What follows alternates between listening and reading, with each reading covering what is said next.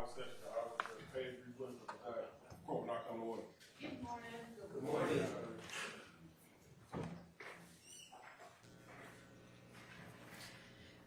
Okay, we need to make sure we have taken care of all of our last minute housekeeping on the indictment, the verdict forms, the charges. Ms. Persfield shared an email yesterday evening that has what we think are the last things we need to take a look at. So if we want to just walk through those. I guess maybe the verdict forms are the easiest thing to look at first.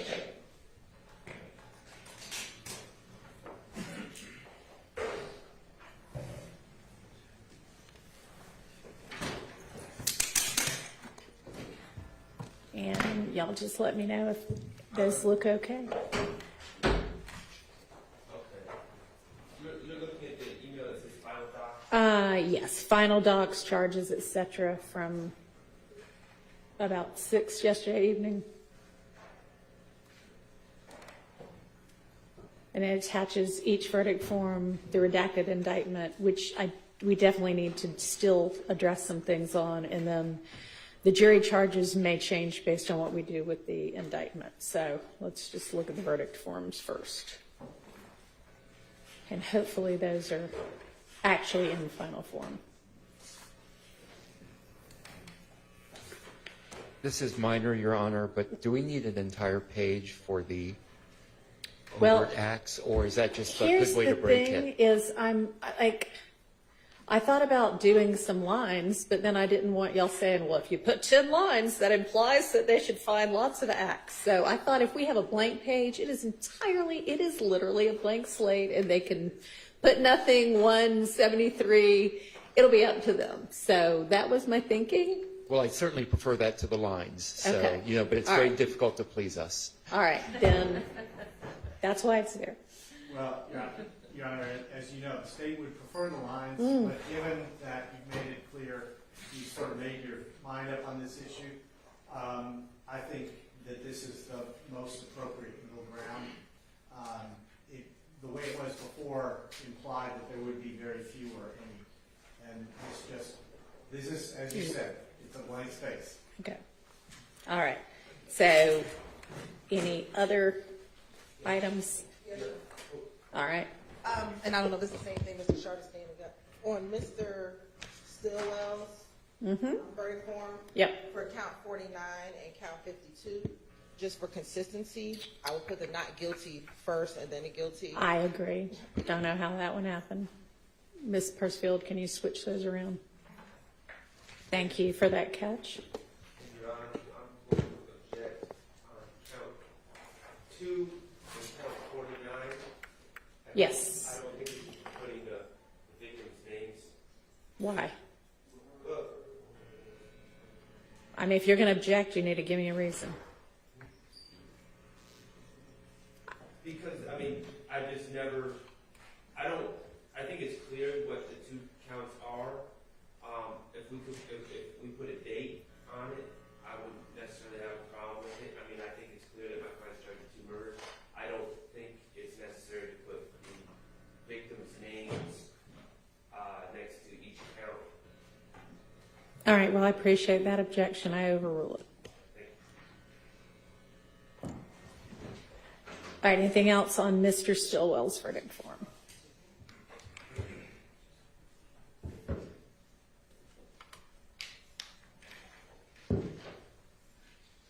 All right, hearing nothing, we will move on to Mr. Kendrick's verdict form. And it's possible that I don't know if we have a guilty, not guilty reversal on that one, but if No, we do, we'll it's correct on that one. Okay. Or consistent. Let's use that word, Okay. consistent, Your Honor.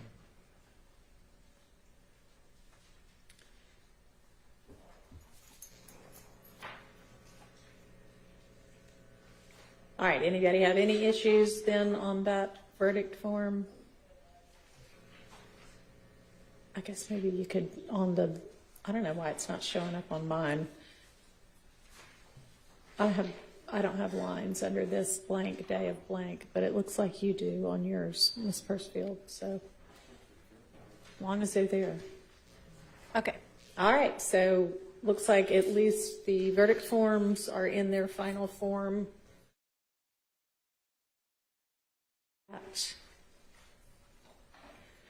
The redacted indictment, and as y'all can see, and from the email, I determined that Overt Act number 175 shouldn't be in there because it seems to not assert one of the necessary elements to have made that a crime.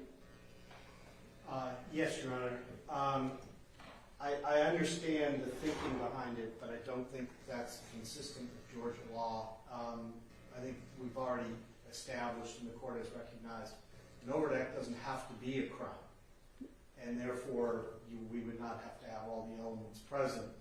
You are asserting the crime of, did commit the felony offense of whatever, OCGA section whatever, so.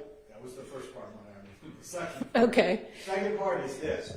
Under Georgia law, and federal law is consistent as well, the state does not have to allege all of the elements of an overt act that does happen to be a crime because it is not separately charged.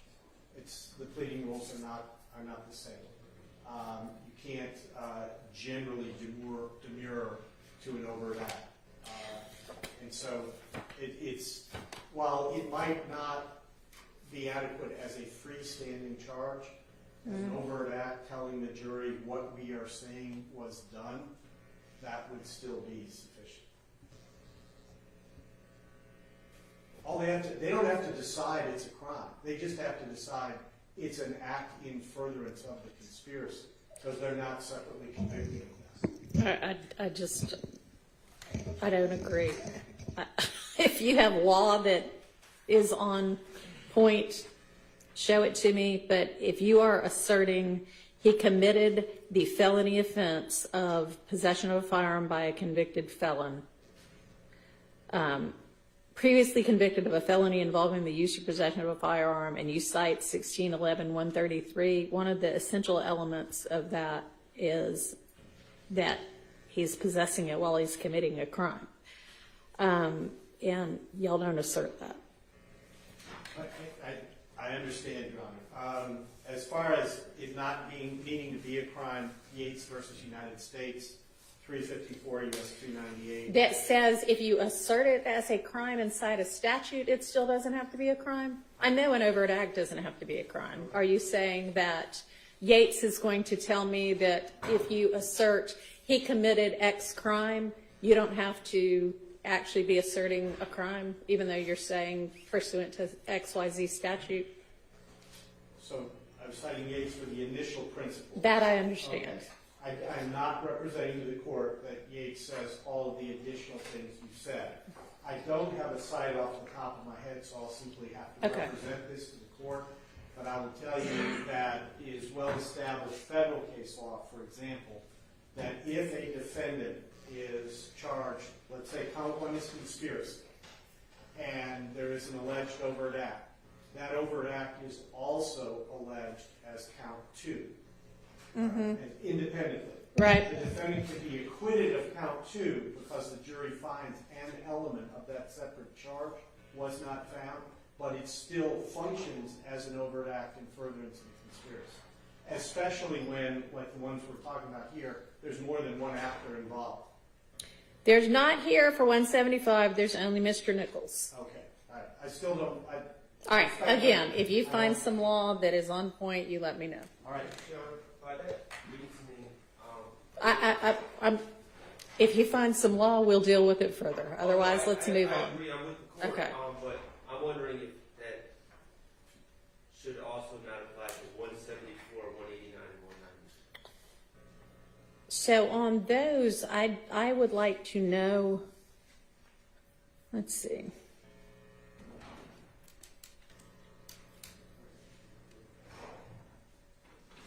Good question. All right, 174 and which others? 189, I'm sorry, go ahead. 189 and 190.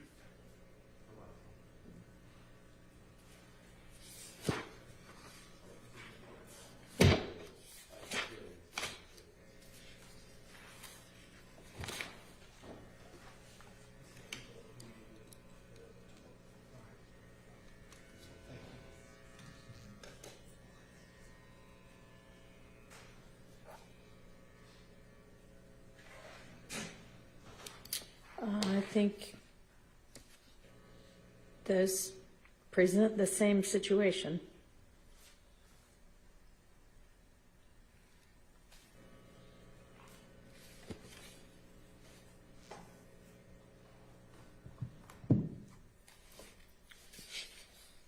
Yeah, I think you're correct.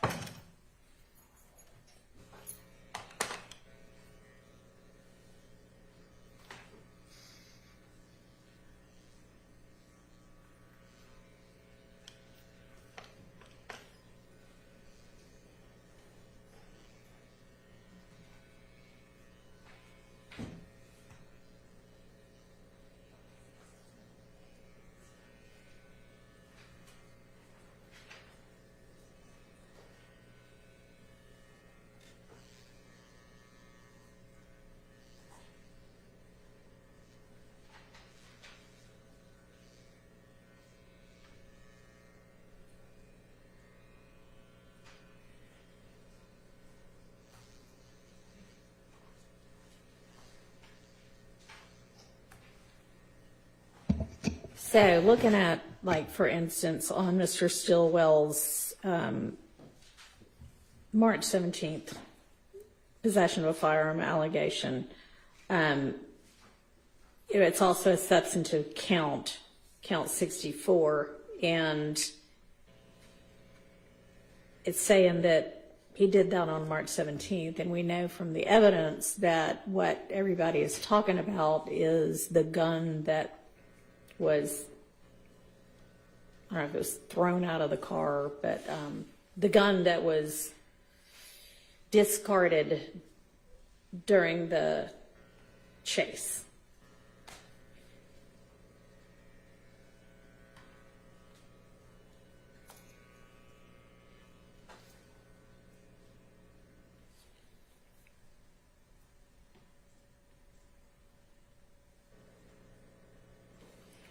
And, you know, I mean, I think we were looking at sort of the somewhat odd language of 1611-133. Right. So I guess my stance, Your Honor, is that ultimately when it comes down to it, the state did not indict this correctly, and the state did not put it in the overt acts correctly, and they specifically alleged a crime, a specific crime in the overt acts. So we moved for a directed verdict on the substantive charges, and Mr. Abate and the state provided case law that saved that and opened up the possibility for a lesser included, and I get that. But I don't see that same mechanism of saving the charge for overt acts. Right. And so that's kind of where we're at. Essentially, I'm suggesting that there should be a directed verdict on the overt acts.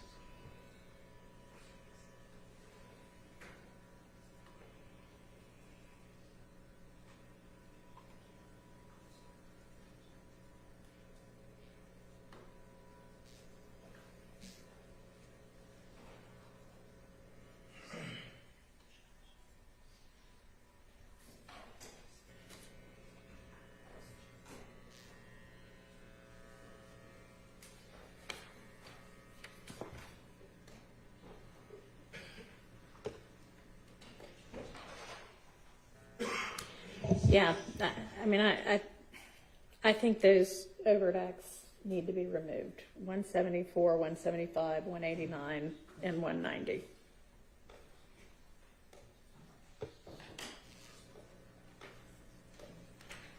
Your Honor, may the state briefly address that issue? Sure. The state does believe that for the reasons that Mr. Floyd was just articulating about the case law for a substantive count of 133, as the court, as we have addressed, you can have the possession of firearm by a convicted felon because it's a lesser included.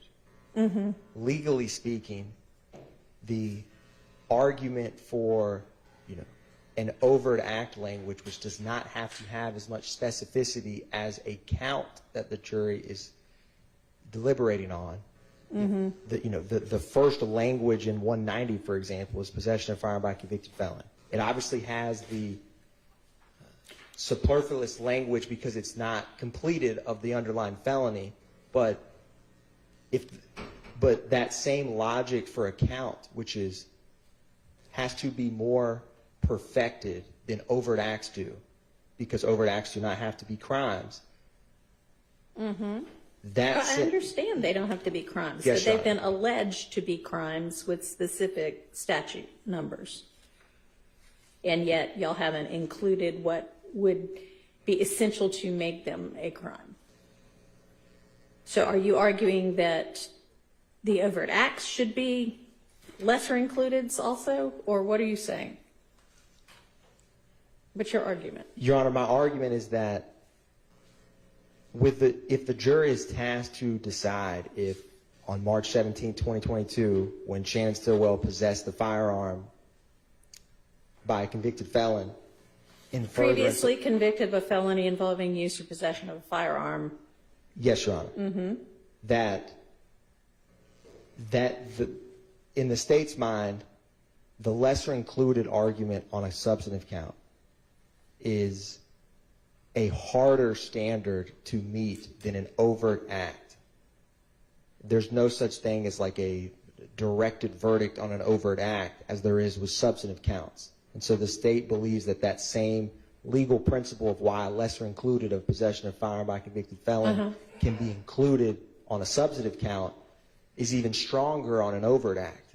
So are you, so I'm Yes, clear, Your Honor. are you asking that these be converted into just possession of a firearm by a convicted felon in the overt acts? As Essentially, kind of a lesser included crime? yes, Your Honor. And if the state, if you, like, for example, if the state, from my understanding, were just to, redact, or essentially, yes, Your Honor. All right. And I'll let Mr. Floyd. I mean, I think that there is evidence presented for that.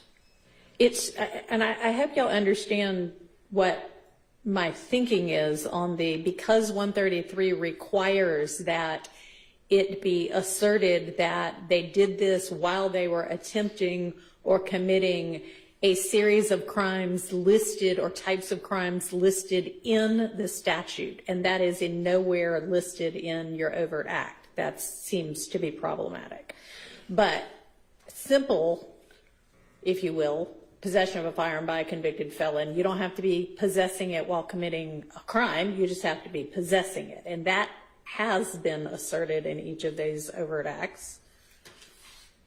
Well, and Your Honor, just to supplement what my colleague Mr. Adkins was saying, I'm holding this up because I've been informed they can't hear me behind otherwise.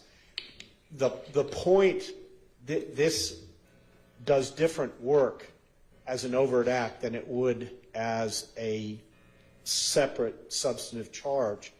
Frankly, only just the fact that he had the gun during the course of the conspiracy is enough for it to be an overt act.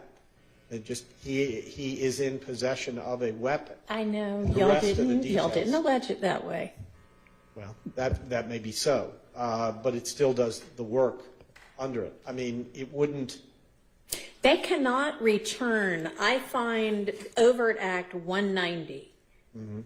He committed this crime when you have not asserted that every element of that crime. They can't possibly find that when it hasn't been correctly asserted. Y'all have left out an element. So unless you've got case law, you're not going to convince me on that one. Okay. We have moved on to whether it should be redacted, modified to essentially assert a Section 131 crime of simple possession of a firearm by a convicted felon. And I think that has been sufficiently asserted in each of these overt acts.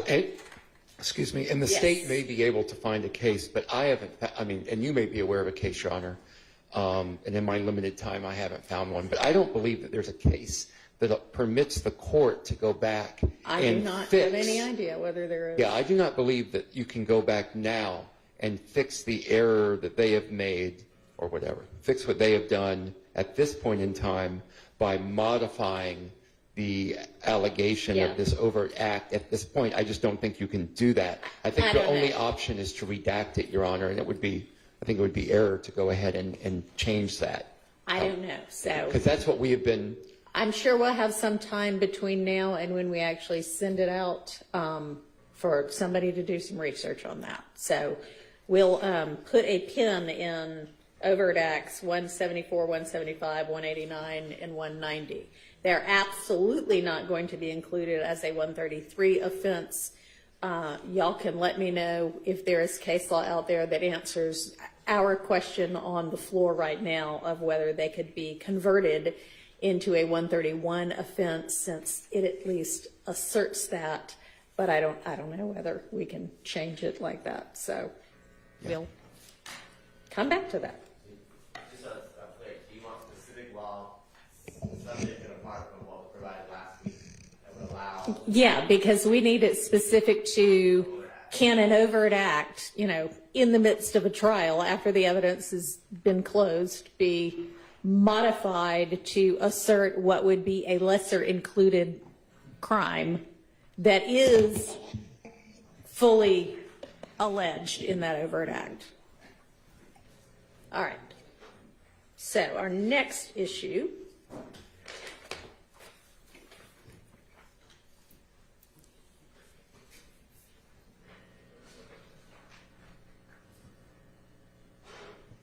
let me jot myself a note down.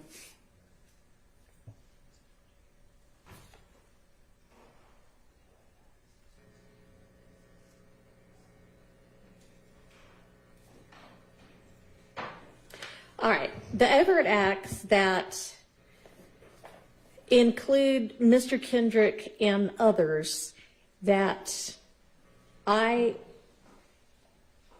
granted a directed verdict as to Mr. Kendrick that basically with regard to the possession of cocaine and possession of codeine, and that's easy enough to redact out of the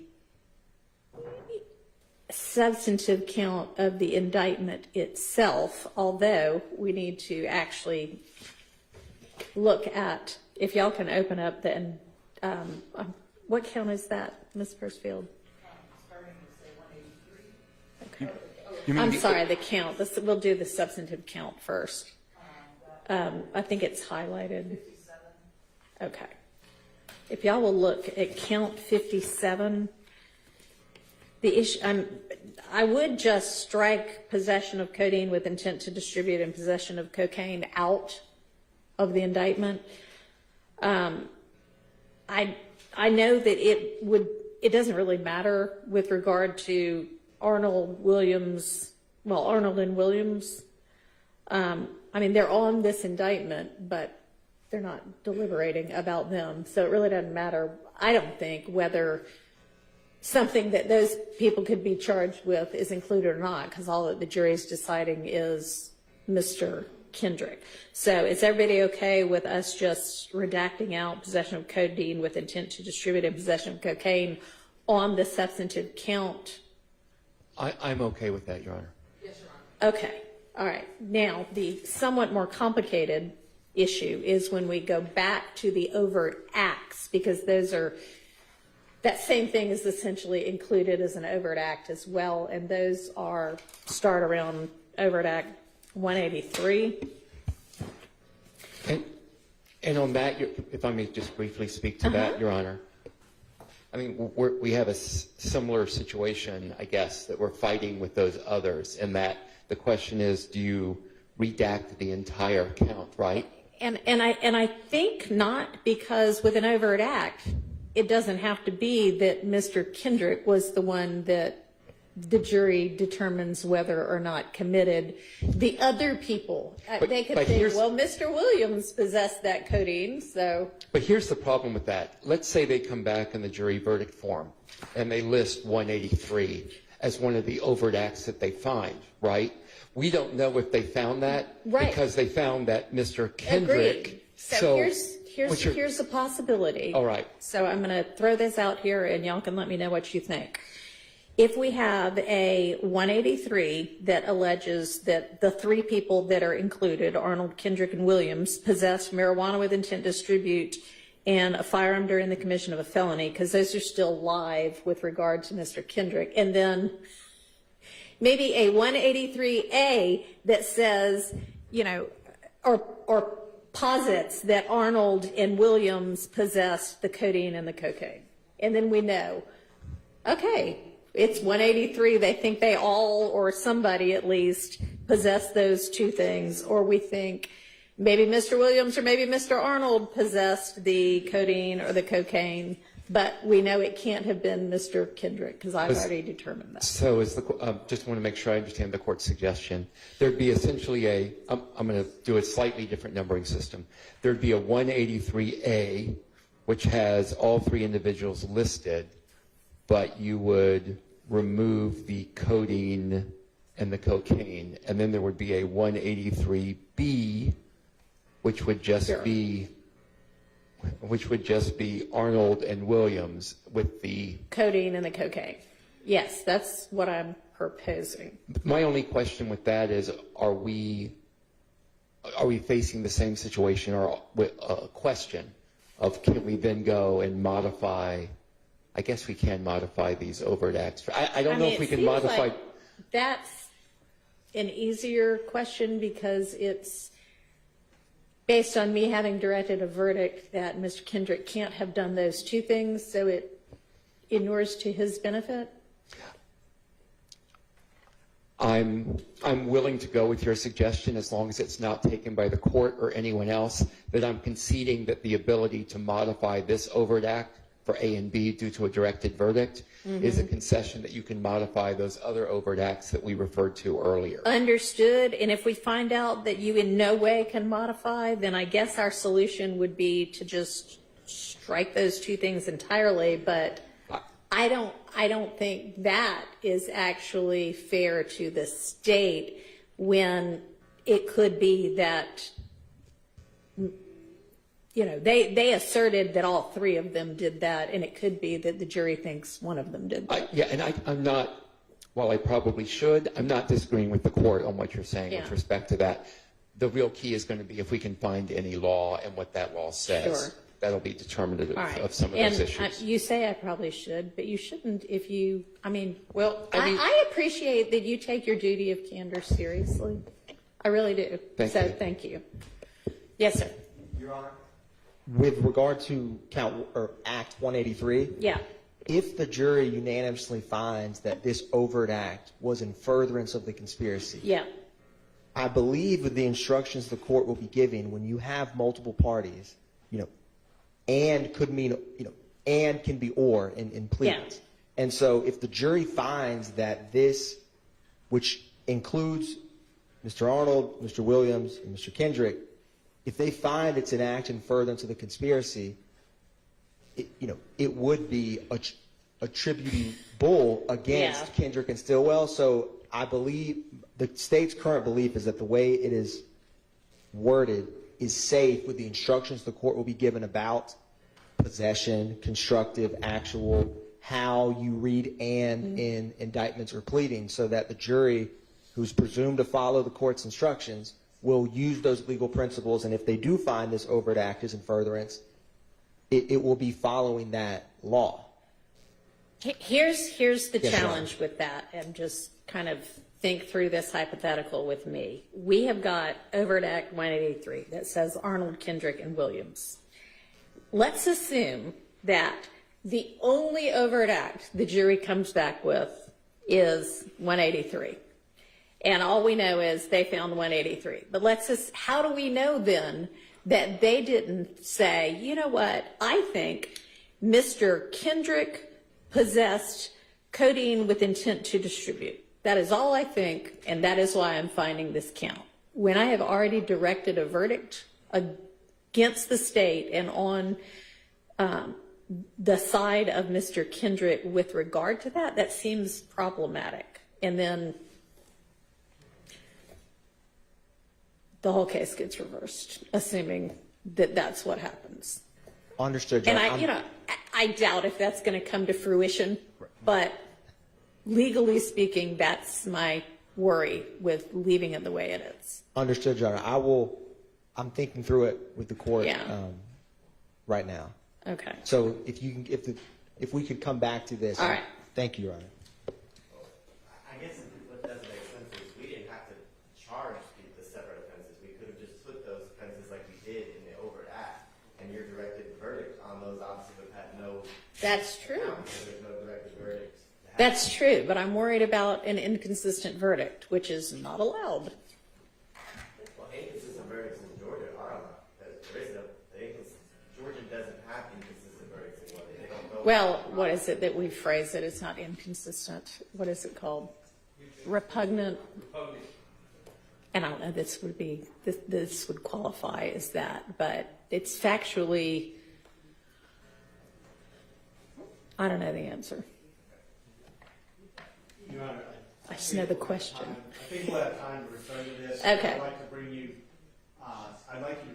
bring you some authority. But Okay. I can tell you that my understanding under analogous federal law is that there is not such a thing as an inconsistent verdict as between a substantive count on a charge and that being an overt act. The jury could find it to be the overt act, even though the substantive count they rejected explicitly. Okay, but that's not them. All right. If you can, I think that would be an inconsistent verdict, which wouldn't be problematic. Our situation is not that. Let's assume that nobody else is charged, that it's just Mr. Kendrick who it's alleged to have done overt act 183. And I have directed, and it's only, codeine. And I've directed a verdict on that count with regard to the substantive count. Yep. Could we then leave that overt act in? When I've said as a matter of law? Actually, I believe the answer. So that's our question. Right, understood. It helps to frame the question. Okay. And we're going to come back and talk about it, so I don't want to. All right. I'd like to be better Think it through informed before we and know what the case law make is. better use of our time. Okay. Thank you. Appreciate it. All right. The next thing is on the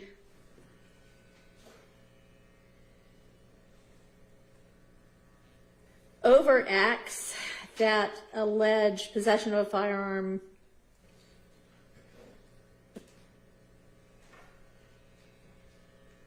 by a convicted felon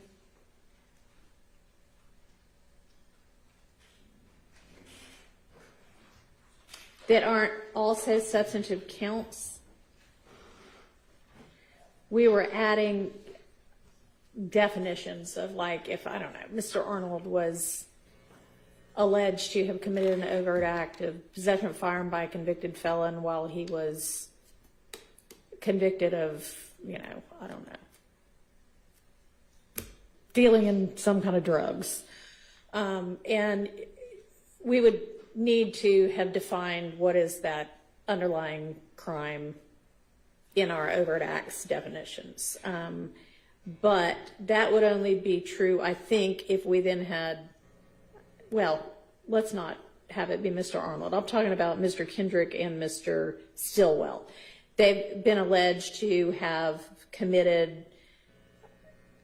been convicted felons based on convictions for gang act and burglary with regard to Mr. Stillwell, shoplifting and possession of dangerous drugs out of Arizona, as to Mr. Kendrick. I just want to make sure that those convictions are in evidence, and that ought to be easy enough to check. And honestly, I think, Ms. Hilton, you maybe even cited what the exhibit numbers were. I just want to make sure that is what those matched up to. Yes, Your Honor. So I think it was, what you said was 60G, 30Q, and 487VV. So can we just pull those and or if you've got it on this, you had it as a slide actually. If you want to just pull that up too, and let's look. And there are other convictions for Mr. Stillwell that were admitted as well. Right, but I'm just, at this point, trying to figure out which crimes not otherwise defined do I need to define for purposes of overt acts. And we have not yet defined shoplifting, burglary, or whatever that Arizona dangerous drugs thing is, and I'm not even sure how to define that one. But looking at the indictment, plea, and sentence would help. And are we sure that was a felony shoplifting? Because shoplifting isn't always a felony. So can we just pull those convictions? You want me to pull what I posted in the? I mean, the actual You want me to pull piece of evidence would be probably the easiest.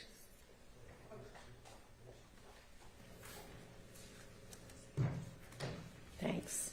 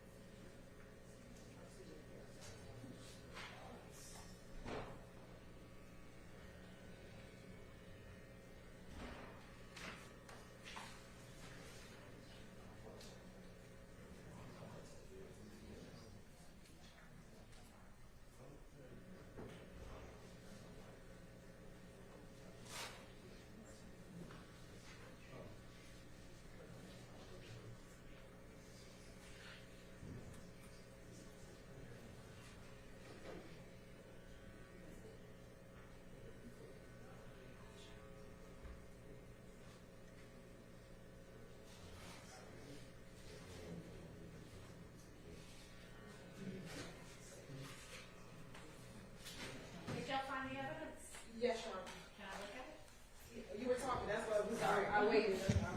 No, we were just dealing with other issues.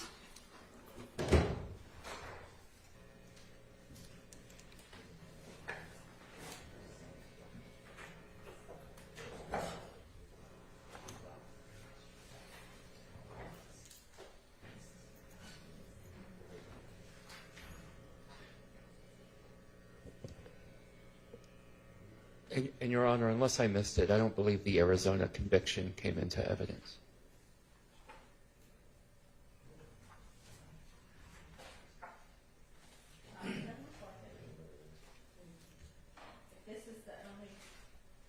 If 438 VV, now you had cited in your closing presentation 487 VV. It was 438 BB, which is this Okay, for. all right.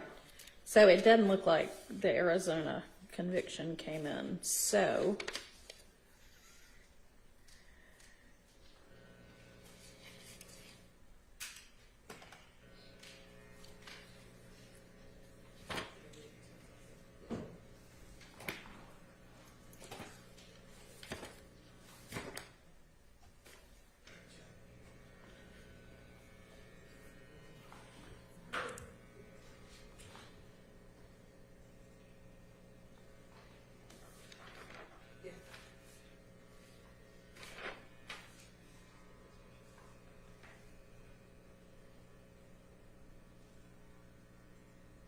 all right, so we're starting with overt act number 3. Y'all allege that Mr. Stillwell possessed marijuana with intent to distribute on 8/23/13. Is there a conviction for that?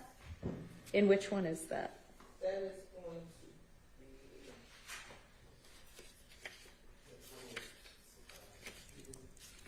be. Yes. Well, no.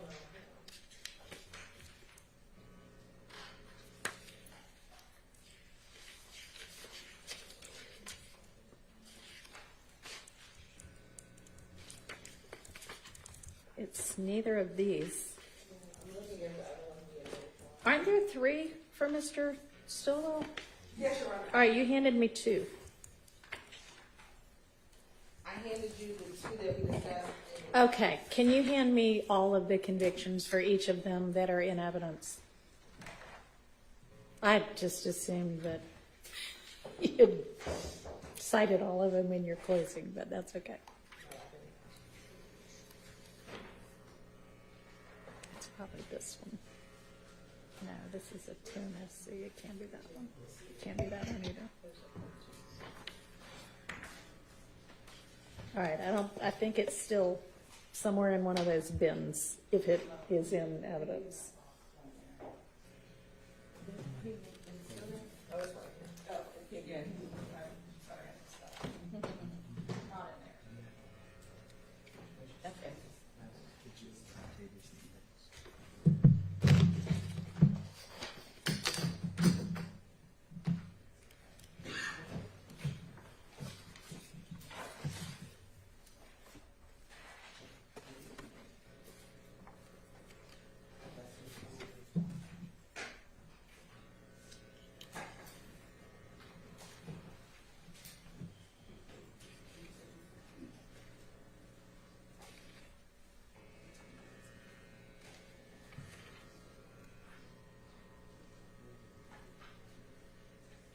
All right, Ms. Persfield, the burglary one there is a conviction for, so we do need to define burglary in our overt acts. Your Honor, for the 2013 Act 3, we put up evidence of that. I'm trying to see 2013 Act. Act 3. Okay. Sergeant E. testified. Okay. All right. As long as there's okay, so there's some evidence. Okay. Yes, Your Honor. All right. Just a second. Sorry. All right, and we've already defined possession of marijuana and to distribute anyway. Yes. I don't think it's necessary to define the burglary for the example that you just referenced as it relates to that conviction. They just need to determine that what they have is a felony conviction and that they've been convicted of that felony. There's no added, I think we're just adding extra charges Okay. and confusion to the jury to have. I see what you mean. That's good point. If there's a conviction in there, then they don't need to make a determination whether that occurred. It's proven by the conviction. All right, that's reasonable.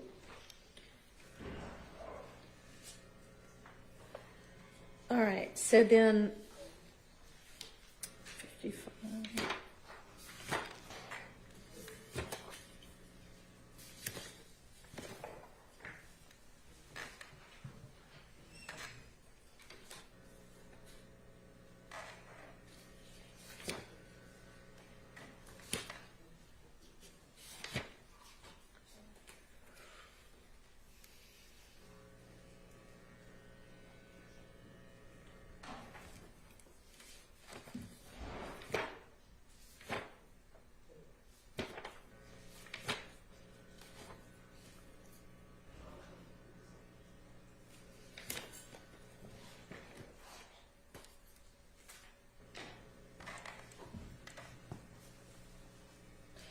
So, are there other overt acts that have been proven by somebody else's conviction being admitted, such that we wouldn't have to define those either?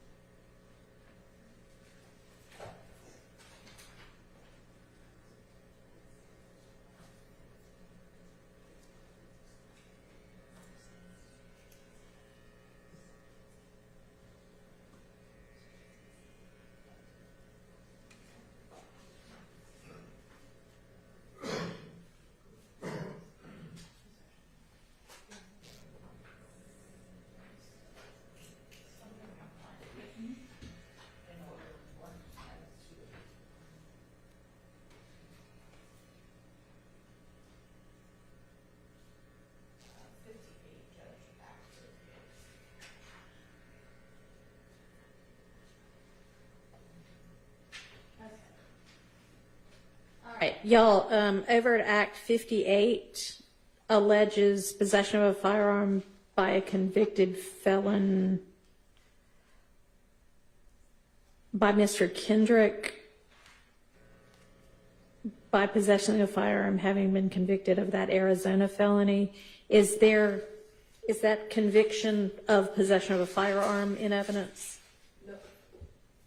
Not the Arizona conviction, but I don't know if it's I assume Georgia conviction for possession of a firearm by a convicted felon? That's the one that you have for 38 DV. Okay. That October 1st, the conviction for that October 1st crime is 438.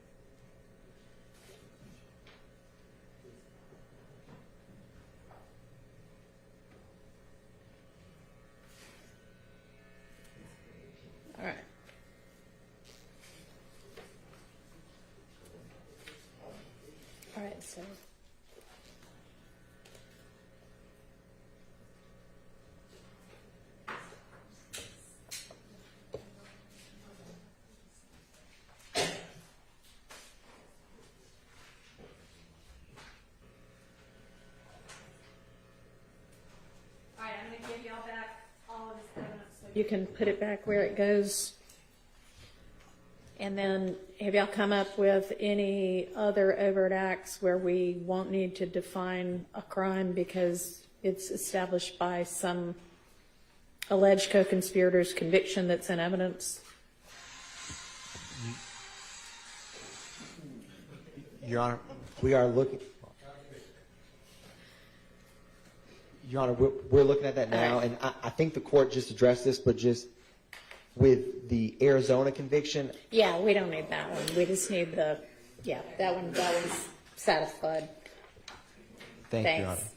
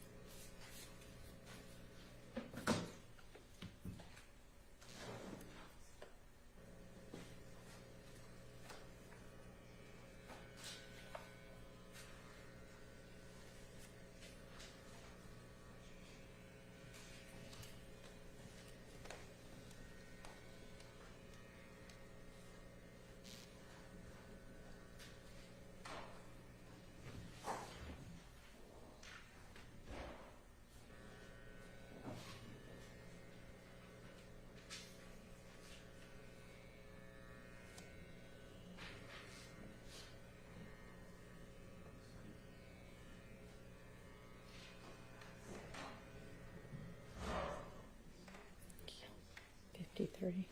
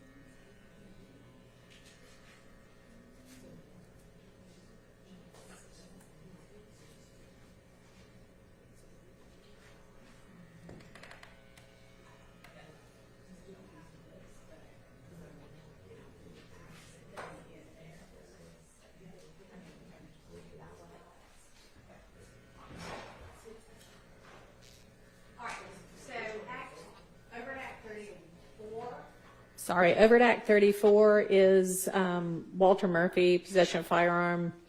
Do we have, is that established by a conviction?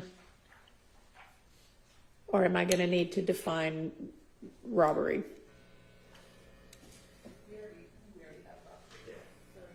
It's established by conviction, so you would need to define robbery. Okay, that may have been the only reason we were defining robbery, so we would not need to if there's a conviction in for him. So we can take that out of our jury charge.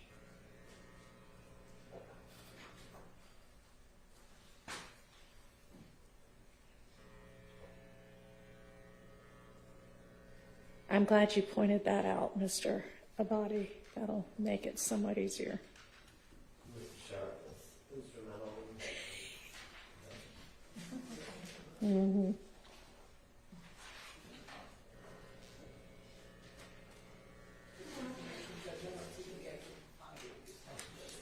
Oh. Right, I'll have to look in a second.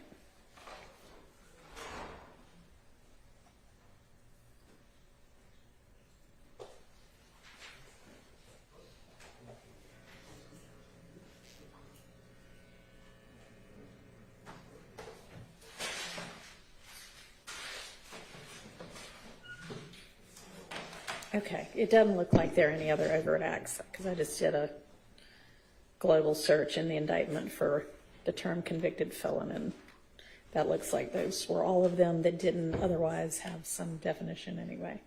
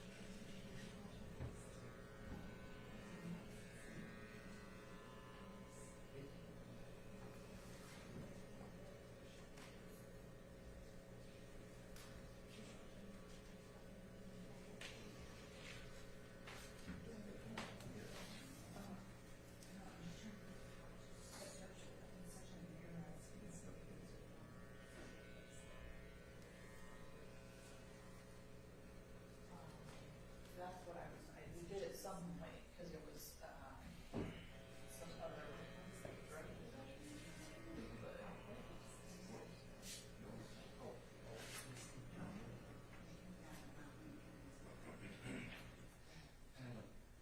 What's the name of the case you found that said you could change the count from 132 to 134? Well, Martinez is one of them. Martinez, do you remember the site for that? Thank you.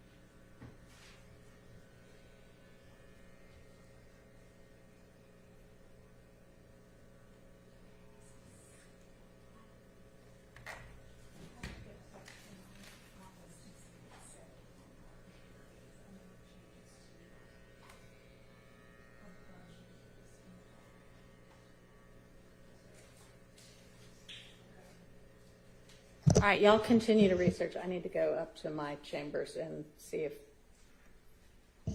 some changes might be saved on my computer up there that aren't saved in a document down here. All right. Yeah.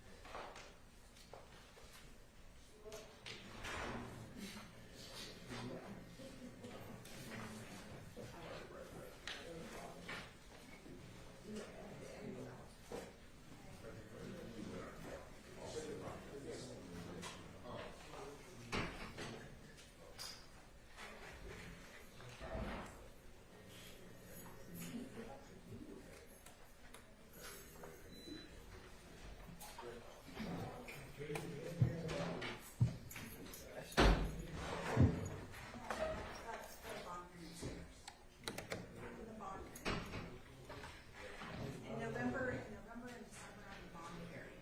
Is that all tied up in here? No, just every year, for 20 years. Judges have won every time of the year, so I'm a bond hearing. I go around, yeah.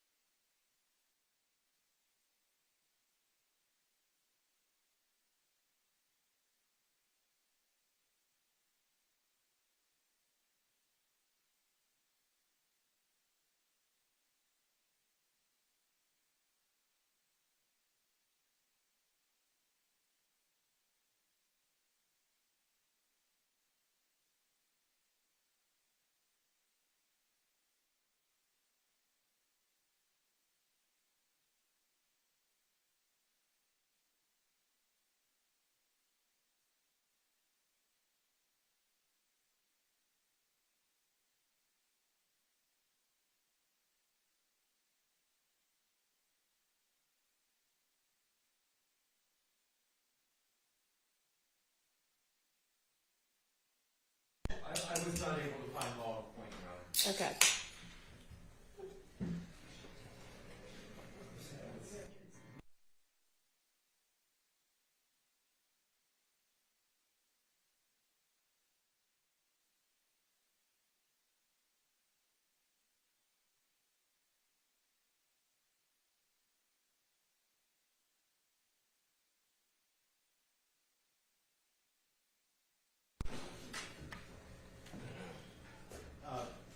Your Honor, we've located some authority on main cases, United States versus Elliott 571, F2nd 880. It's a former Fifth Circuit case. Elliott dealt specifically with the question where the defendant argued that acquittal on a RICO substantive did require the acquittal on a RICO conspiracy. And the court said no, it did not. Yeah, that's not. It's an often, it draws the distinction. But that being said, we are looking at the changes that were just forwarded to us. Okay. And think that there, for the vast majority of these, there may be a pretty simple, direct workaround that addresses the issues we've been talking about. Okay. Well, I'm not sure we need to decide it before the jury charges anyway, so. All right. Anything else then? Otherwise, I'm going to have the jury out and go ahead and charge them. All right, let's get the jury out.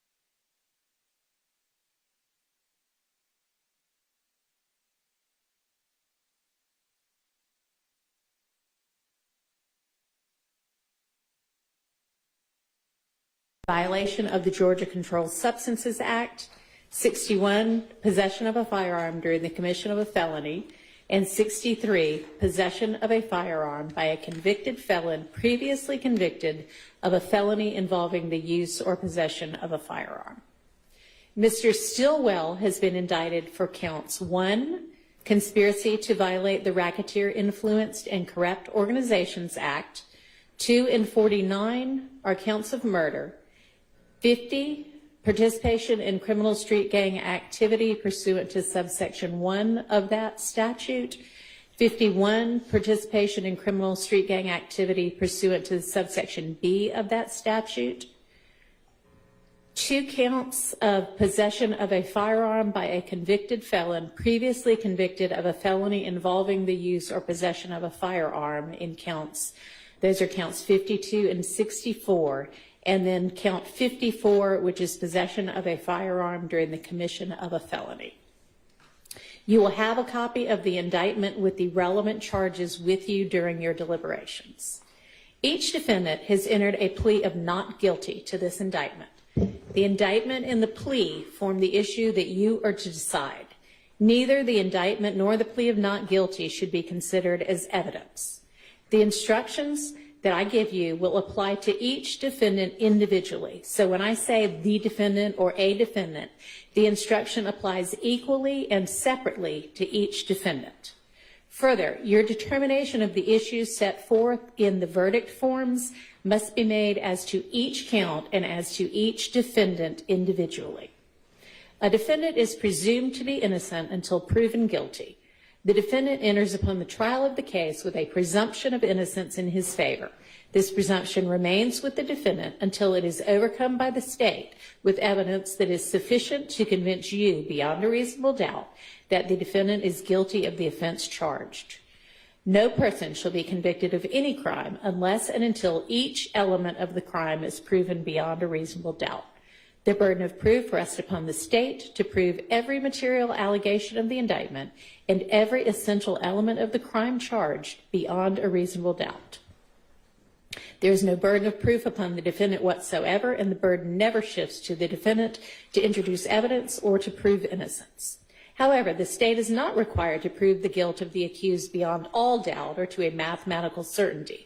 A reasonable doubt means just what it says. It's a reasonable doubt is the doubt of a fair-minded and impartial juror honestly seeking the truth. A reasonable doubt is a doubt based upon common sense and reason. It does not mean a vague or arbitrary doubt. It's a doubt for which a reason can be given, arising from a consideration of the evidence, a lack of evidence, or a conflict in the evidence.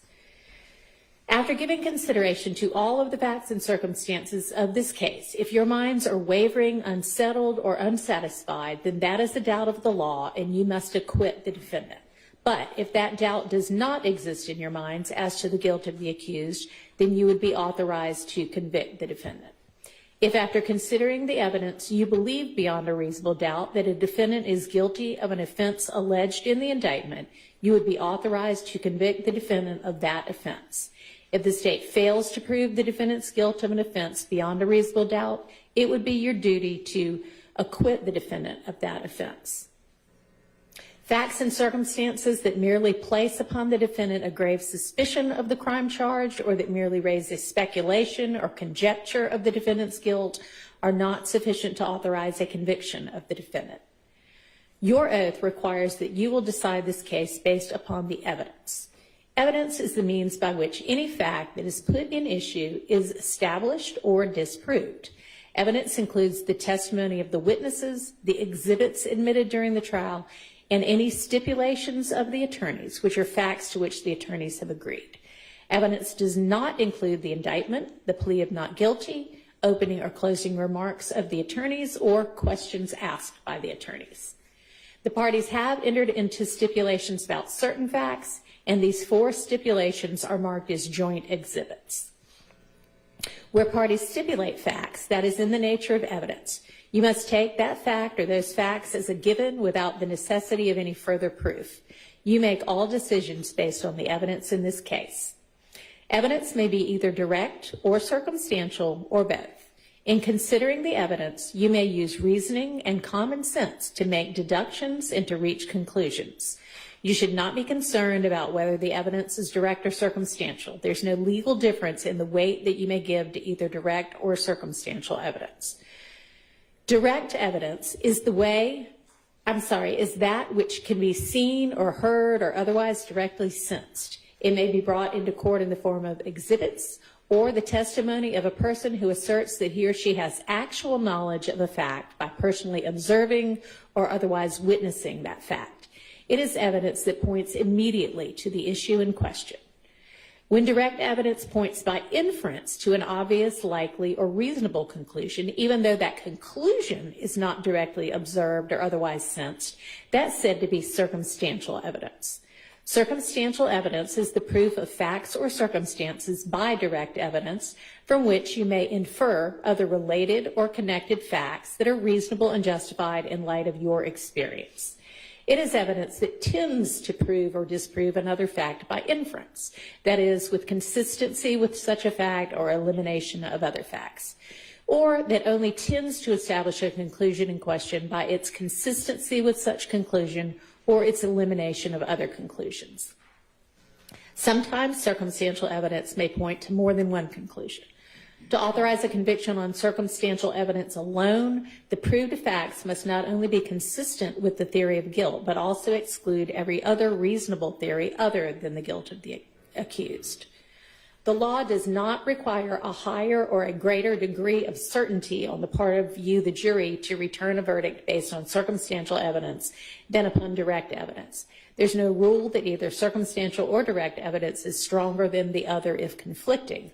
The comparative weight of circumstantial evidence and direct evidence on any given issue is a question of fact for you, the jury, to decide. And whether it's dependent upon direct or circumstantial evidence or both, the true test is whether there's sufficient evidence, whether the evidence is sufficiently convincing to satisfy you beyond a reasonable doubt. If not, you must acquit. If so, you may convict. You, the jury, must determine the credibility of the witnesses. In deciding credibility, you may consider all of the facts and the circumstances of the case, including the witness's manner of testifying, their means and opportunity of knowing the facts about which they testify, the nature of the facts about which they testify, the probability or improbability of their testimony, their interest or their lack of interest in the case and the outcome of the case, and their personal credibility as you observe it. Testimony has been given in this case by certain witnesses who are termed experts. Expert witnesses are witnesses who, because of their training and experience, possess knowledge in a particular field that is not common knowledge or known to the average citizen. The law permits expert witnesses to give their opinions based upon that training and experience. You are not required to accept the testimony of any witnesses, expert or otherwise. Testimony of an expert, like that of all witnesses, is to be given only such weight and credit as you think it's properly entitled to receive. In determining the credibility of a witness, you may consider, where applicable, evidence offered to attack or challenge the witness's credibility, and this may include evidence of a character for untruthfulness, bias toward a party, or felony criminal convictions. In determining the credibility of any witness whose credibility has been attacked or challenged, as I've described above, in any testimony given by him or her in court, you may consider, where it's applicable, evidence offered to support the credibility or believability of such a witness. The credibility of a witness may also be attacked by disproving the facts to which the witness testified. Your assessment of a trial witness's credibility may be affected by comparing or contrasting that testimony to statements or testimony that the same witness gave before the trial started. It's for you to decide whether there's a reasonable explanation for any inconsistency in a witness's pretrial statements or testimony when compared to the same witness's trial testimony. As with all issues of witness credibility, you, the jury, must apply your common sense and reason to decide what testimony you believe or do not believe. In assessing the credibility of a witness, you may consider any possible motive in testifying if that is shown. In that regard, you are authorized to consider any possible pending prosecutions, negotiated pleas, grants of immunity or leniency, or similar matters. You alone shall decide the believability of all of the witnesses.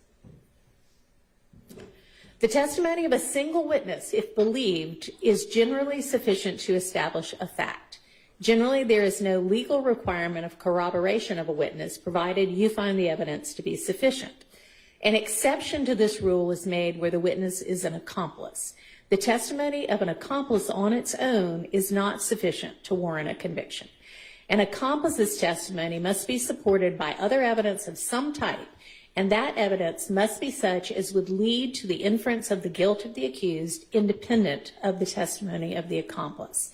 It's not required that supporting evidence be sufficient to warrant a conviction, or that the testimony of the accomplice be supported in every material particular.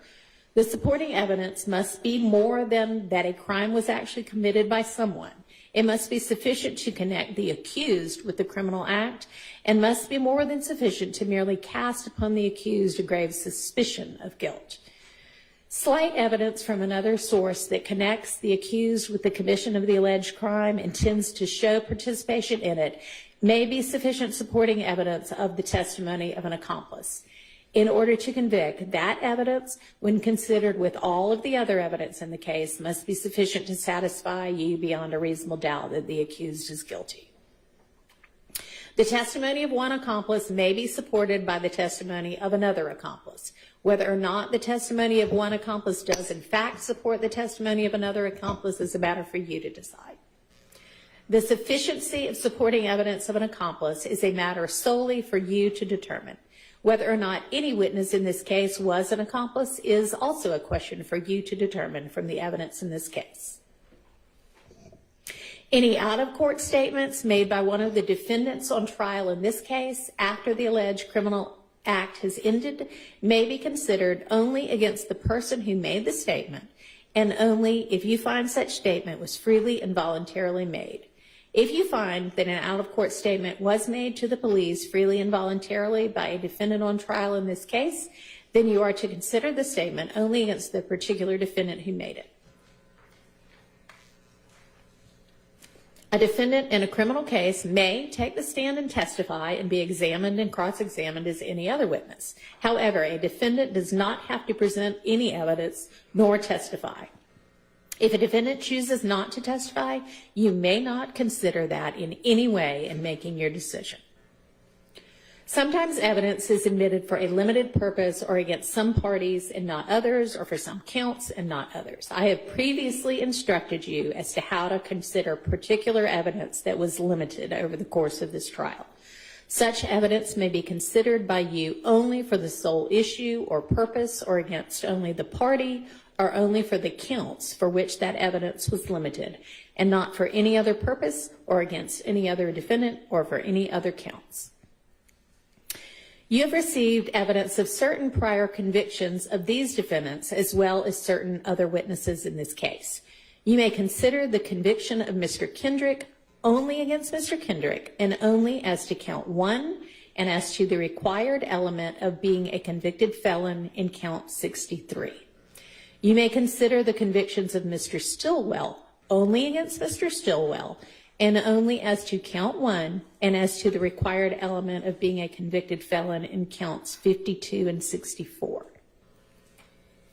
You may consider the convictions of any witnesses only insofar as they may relate to attacking the credibility of that witness and not for any other purpose.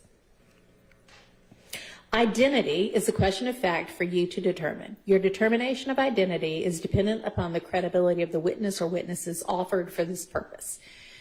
You should consider all of the factors previously charged to you regarding credibility of witnesses. In addition, some but not all of the factors you may consider in assessing the reliability of any identification or the opportunity of the witness to view the alleged perpetrator at the time of the alleged incident, the witness's degree of attention toward the alleged perpetrator at the time of the alleged incident, the possibility of mistaken identity, whether the witness's identification may have been influenced by factors other than the view that the witness claimed to have had, whether the witness on any prior occasion did not identify that person as the alleged perpetrator, and the length of time between the crime and the out-of-court or any out-of-court identification.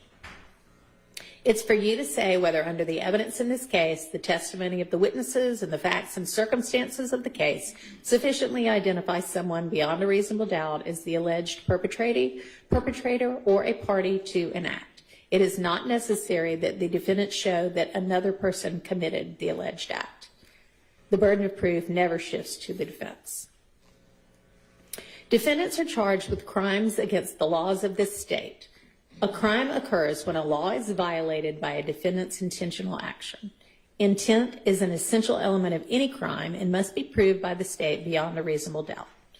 Intent may be shown in many ways, provided that you, the jury, believe it existed from the facts proven before you. It may be inferred from the proven circumstances or by acts and conduct, or it may, in your discretion, be inferred when it is the natural and necessary consequence of the act. Whether or not you draw such an inference is a matter solely within your discretion.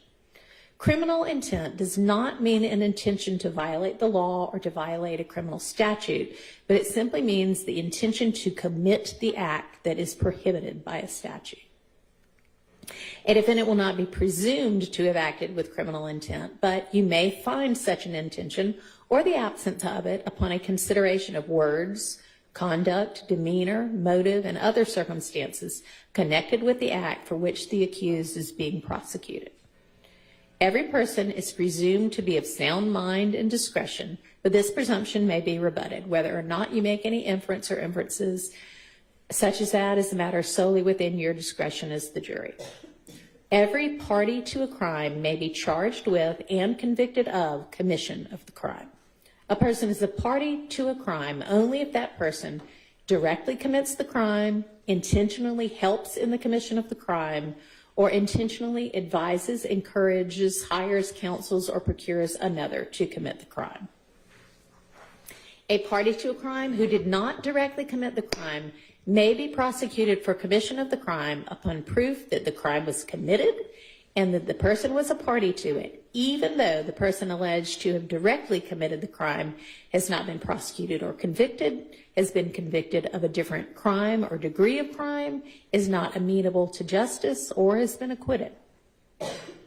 Knowledge on the part of the defendant that the crime of murder, that's counts 2 and 49, possession of marijuana with intent to distribute, count 58, or possession of a firearm, counts 52, 54, 61, 63, and 64, was being committed, and that the defendant knowingly and intentionally participated in or helped in the commission of such crime must be proved by the state beyond a reasonable doubt in order for you to convict on those counts. If you find from the evidence in this case that the defendant had no knowledge that the crime of murder, possession of marijuana with intent to distribute, or possession of a firearm in the counts that I just referenced was being committed, or that the defendant did not knowingly and intentionally commit, participate in, or help in the commission of the alleged offense, then it would be your duty to acquit the defendant of that count.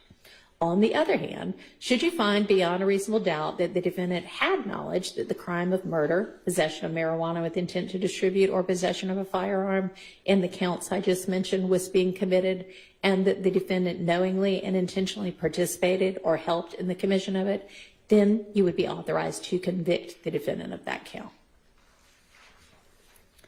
You are not authorized to find a person who is merely present at the scene of the commission of a crime at the time it was committed guilty of consent in and concurrence in the commission of the crime, unless the evidence shows beyond a reasonable doubt that such person committed the alleged crime, helped in its actual perpetration of the crime, or participated in the criminal endeavor. You are not authorized to find a person who is merely associated with other persons involved in the commission of a crime guilty of consent in or concurrence in the commission of a crime, unless the evidence shows beyond a reasonable doubt that the person helped in the actual perpetration of the crime or participated in the criminal endeavor. Next, I'm going to define for you the elements of the crimes that are alleged as counts against either defendant. Then I will define the meaning of any crimes that are alleged as an overt act, but that I have not yet defined. When a count of an indictment charges that a defendant committed a crime in more than one way, the state does not need to prove that the defendant committed the crime in every one of the ways alleged. The state may prove that the defendant committed the crime in any one of the ways charged. If the evidence shows that the crime was committed by the defendant in any one of the ways charged, you would be authorized to convict him of that count. And RICO is one of the counts that is charged as having been committed in more than one way. In order to convict, the state must prove that the crime was committed by the defendant in at least one of the ways charged. For conspiracy to violate subsection A of the Racketeer Influence and Corrupt Organizations Act, which I'm going to refer to from now on as the RICO Act, the state must prove that the defendant knowingly and willfully conspired with one or more others, co-conspirators, to acquire or keep money or other personal property through a pattern of racketeering activity, and that any of the co-conspirators committed an overt act after May 10th of 2017 to further a criminal objective of the conspiracy. For a conspiracy to violate subsection B of the RICO Act, the state must prove that defendant, while associated with an enterprise, knowingly and willfully conspired with one or more others to participate in the enterprise through a pattern of racketeering activity, and that any of the conspirators committed an overt act after May 10th, 2017 to further a criminal objective of the conspiracy. Conspiracy means an agreement between at least two people to commit an unlawful act. The agreement may be express, that is, stated or written, or it may be tacit, that is, a mutual but unspoken understanding to accomplish a or to pursue a common criminal objective. The existence of a conspiracy may be inferred from the nature of any acts done, the relationships, interests, or conduct of the alleged conspirators before and after any alleged offense, and other circumstances which may disclose a common criminal design. However, mere association with an enterprise is insufficient by itself to establish a conspiracy to violate the RICO Act. The state does not need to prove that each conspirator agreed with every other conspirator, knew all of his fellow conspirators, was aware of all of the details of the conspiracy, or contemplated participating in the same interrelated crimes as every other conspirator. Whether a conspiracy existed is a matter for you to determine. Overt act means an outward act made in furtherance of a conspiracy. The overt act may, but does not have to be, a crime in and of itself. Some of the overt acts alleged in this indictment, if proven, would be crimes. You can tell which those are when you have the indictment back with you, because they will list a cite to a criminal code section. Later in these instructions, I will define for you any alleged crimes that are alleged in the overt acts that I have not already defined when I'm defining the substantive counts. Enterprise means a group of individuals who are associated in fact, whether or not all of the members know each other.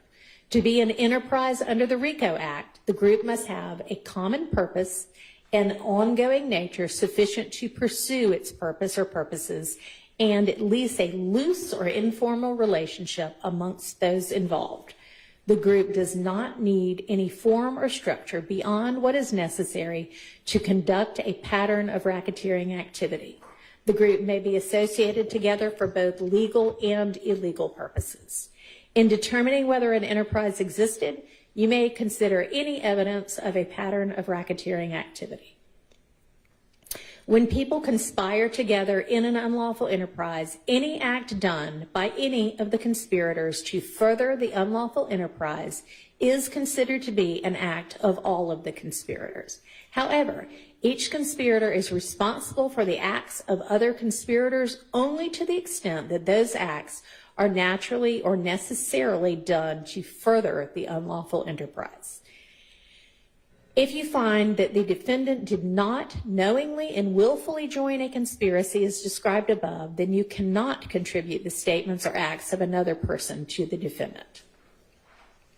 Racketeering activity means committing or attempting to commit any of these crimes: murder, attempted murder, aggravated assault, aggravated battery, theft by receiving stolen property, armed robbery, terroristic threats, use of an item with an altered identification mark, possession of a firearm during the commission of a felony, possession of a machine gun, possession of a firearm by a convicted felon, possession of a firearm by a first offender probationer, possession of a weapon by an inmate, possession of a cell phone by an inmate, possession of codeine with intent to distribute, possession of hydrocodone with intent to distribute, possession of marijuana with intent to distribute, possession of MDMA with intent to distribute, possession of methamphetamine with intent to distribute, possession of cocaine, or possession of oxycodone.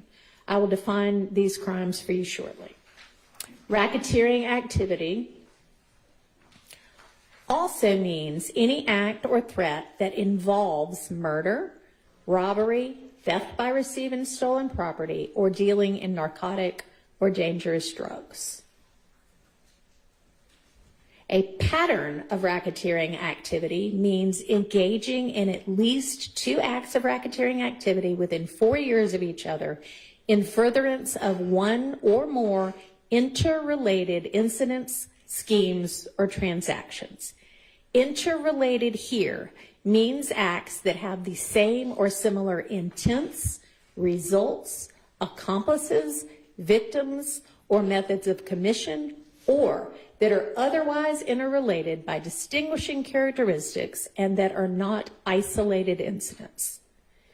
The criminal objectives of the conspiracy alleged here are preserving, protecting, and enhancing the reputation, power, and territory of the enterprise through acts of racketeering activity, including murder, assault, and threats of violence, obtaining money, weapons, or other property through acts of racketeering activity, including robbery, theft, and the unlawful sale and distribution of drugs, and obstructing law enforcement investigations and court proceedings through witness intimidation and attacks upon law enforcement officers. A person commits the offense of violation of the Georgia Street Gang Terrorism Prevention Act, which I'm going to refer to from now on as the Gang Act, when that person, while associated with a criminal street gang, commits a crime that constitutes criminal gang activity. To prove a violation of subsection A of the Gang Act, as alleged in counts 50 and 57, the state must show the existence of a criminal street gang, that the defendant is associated with that criminal street gang, that the defendant committed or participated in criminal gang activity, and a nexus, that is a connection between the crime committed and the gang, i.e. that the crime was committed to further the interests of the gang. To prove a violation of subsection B of the Gang Act, as alleged in count 51, the state must show the existence of a criminal street gang, that the defendant is associated with that criminal street gang, that the defendant committed or participated in criminal gang activity in order to maintain or increase his status or position in the gang, and again, a nexus or a connection between the crime charge and the gang. That is, that the crime was committed to further the interests of the gang. Criminal street gang means any group of 3 or more persons associated together which engages in criminal gang activity. The existence of criminal street gang may be established by evidence of a common name or common identifying signs, symbols, tattoos, graffiti, or attire, or other distinguishing characteristics, including but not limited to common activities, customs, or behaviors. Criminal gang activity means the commission, attempted commission, conspiracy to commit any criminal offense that involves violence, possession of marijuana with intent to distribute, possession of a weapon, or use of a weapon. For purposes of count 50, 51, and 57, which are the gang counts, murder, possession of marijuana with intent to distribute, and possession of a firearm during the commission of a felony constitute criminal gang activity.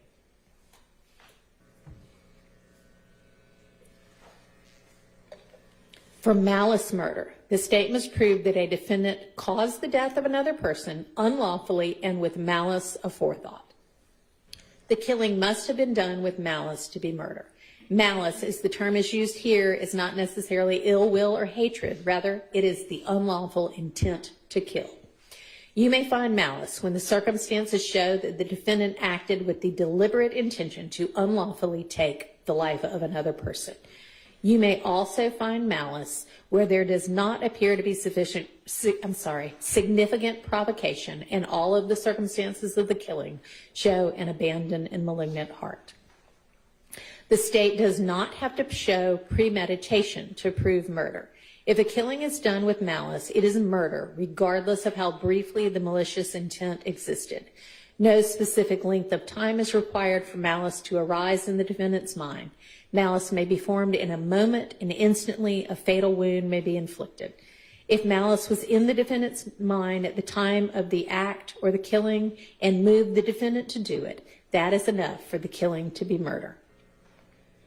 Premeditation typically means a prior decision or plan to do something.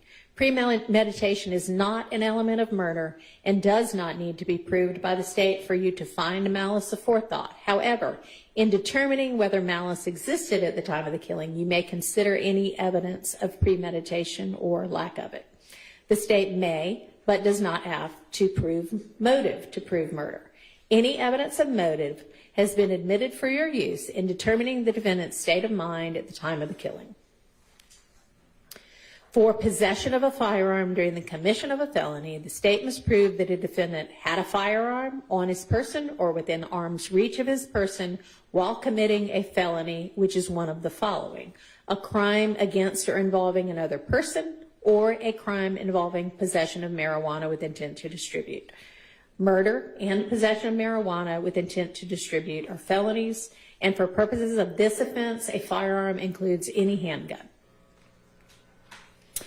The indictment charges each defendant with possession of a firearm by a convicted felon previously convicted of a felony involving the use or possession of a firearm.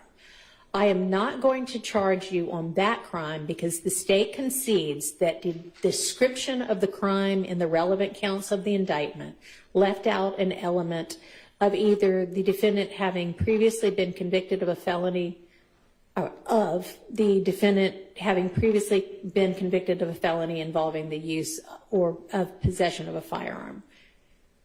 That should be or. So you will be considering only the lesser included offense of possession of a firearm by a convicted felon when you get to those counts. And for possession of a firearm by a convicted felon, the state must prove that the defendant possessed a firearm after having been convicted of a felony. Possession of a firearm during the commission of a felony and possession of a firearm by a convicted felon are both felonies.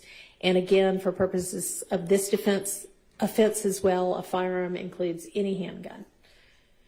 For possession with intent to distribute marijuana, the state must prove that the defendant possessed any amount of marijuana with intent to distribute. Intent to distribute means intent to unlawfully deliver or sell.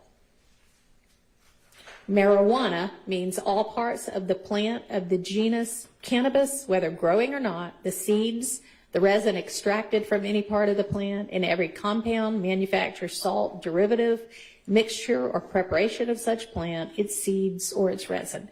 Marijuana does not include the completely defoliated mature stalks of such plant, fiber produced from such stalks, oil or cake, or the completely sterilized samples of seeds of the plant which are incapable of germination. And it does not include hemp or hemp products, and it does not include samples of tetrahydrocannabinols, or THC. The state must prove that the defendant possessed the marijuana and or the firearm at issue in this case. Possession may be either actual or constructive. It also may be either sole or joint. Actual possession means that at the time of the alleged offense, the defendant knowingly had direct physical control over the marijuana or over the firearm, depending upon which count you're considering. Constructive possession means that at the time of the alleged offense, the defendant did not have direct physical control over the marijuana or the firearm, but did knowingly have both the ability and the intention to exercise control over the marijuana or the firearm. Sole possession means that only the defendant had possession of the marijuana or the firearm. Joint possession means that the defendant shared possession of the marijuana or the firearm with at least one other person. If you find that someone other than the defendant had an equal opportunity to possess the marijuana or the firearm, you would be authorized to convict the defendant only if the state proves that the defendant knowingly possessed the marijuana or the firearm. And I'm now going to define for you any alleged crimes that are alleged in the overt acts that I have not already defined in the substantive counts. So the following definitions apply only to certain acts that are alleged in count 1 of the indictment as overt acts. Aggravated assault with a deadly weapon. For aggravated assault, the state must prove that the alleged perpetrator assaulted another person with a deadly weapon. Assault means to commit or to attempt to commit a violent injury on the person of another. And to prove assault, the state doesn't have to prove the other person was actually injured. However, the state must prove that the alleged perpetrator attempted to cause a violent injury to the person. An offensive weapon is any object that is likely to cause or actually does cause death or serious bodily injury if used against someone. A firearm, when used in the way a firearm is ordinarily used, is a deadly weapon. Aggravated battery. For this crime, the state must prove that, for aggravated battery, the state must prove that the alleged perpetrator maliciously caused bodily harm to another person by seriously disfiguring a part of the body. In deciding whether or not an alleged perpetrator acted maliciously, understand that malice is not ill will or hatred. Malice in this context means an intent to cause the resulting bodily harm without justification or excuse. Malice also means willfully doing an act while aware of a strong likelihood that the particular bodily harm may result.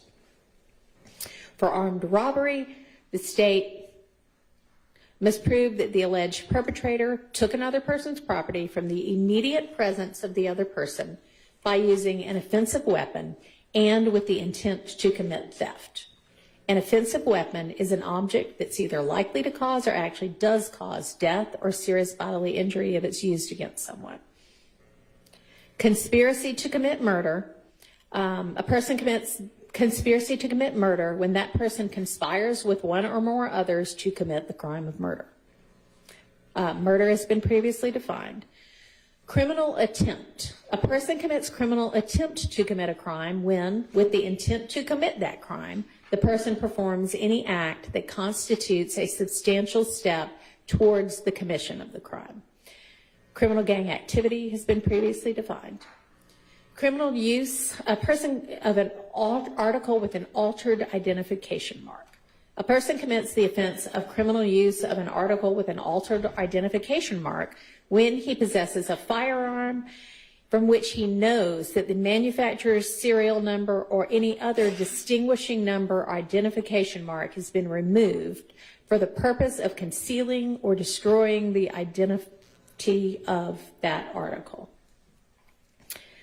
Possession of a firearm by a convicted felon has been previously defined, but in addition, with regard to that offense, possession of MDMA with intent to distribute, possession of cocaine, and robbery are felonies. Possession of a firearm by a first offender probationer. For possession of a firearm by a first offender probationer, I need to add that word, probationer. The state must prove that the alleged perpetrator possessed a firearm while on probation for a felony as a first offender. Robbery and criminal damage to property are felonies. Possession of a firearm during the commission of a felony has been previously defined, but in addition, for these overt acts, possession of codeine with intent to distribute and possession of cocaine are felonies. Possession of a machine gun. The state must prove that the alleged perpetrator possessed a machine gun during the commission of any of the following offenses: participation in criminal street gang activity, possession of marijuana with intent to distribute, possession of codeine with intent to distribute, and possession of cocaine. A machine gun means any weapon which shoots or is designed to shoot automatically more than 6 shots without manual reloading by a single function of the trigger. Possession of controlled substances. For possession of cocaine or oxycodone, the state must prove that the alleged perpetrator possessed any amount of cocaine or oxycodone, both of which are controlled substances. Possession with intent to distribute. For possession with intent to distribute codeine, hydrocodone, marijuana, MDMA, or methamphetamine, the state must prove that the alleged perpetrator possessed any amount of marijuana or any amount of codeine, hydrocodone, MDMA, or methamphetamine, which are controlled substances, with intent to distribute. And intent to distribute means intent to unlawfully deliver or sell. Sale of marijuana. For sale of marijuana, the state must prove that the alleged perpetrator sold any amount of marijuana, and sell here means to transfer marijuana in exchange for money or anything else of value. Possession of a weapon by an inmate. For possession of a weapon by an inmate, the state must prove that the alleged perpetrator, while an inmate, possessed an unauthorized weapon. For possession of a telecommunication device by an inmate, the state must prove that the alleged perpetrator, while an inmate, possessed an unauthorized cell phone. Conspiracy to possess a telecommunication device by an inmate. A person commits conspiracy to possess an unauthorized telecommunication device by an inmate when that person conspires with one or more others to commit the crime of possession of a telecommunication device by an inmate. For terroristic threats, the state must prove that the alleged perpetrator threatened to commit a crime of violence and that the threat was made. Theft by receiving stolen property. A person commits theft by receiving stolen property when that person receives or keeps stolen property and the person knows or should have known was stolen unless the property was kept or received with the intent to restore it to the owner. Knowledge on the part of the alleged perpetrator that the property was stolen, or evidence sufficient to show beyond a reasonable doubt that the alleged perpetrator had reason to know the property was stolen, is an essential element of this offense. Knowledge that the property was stolen may be shown by circumstances that would excite suspicion in the mind of an ordinary person.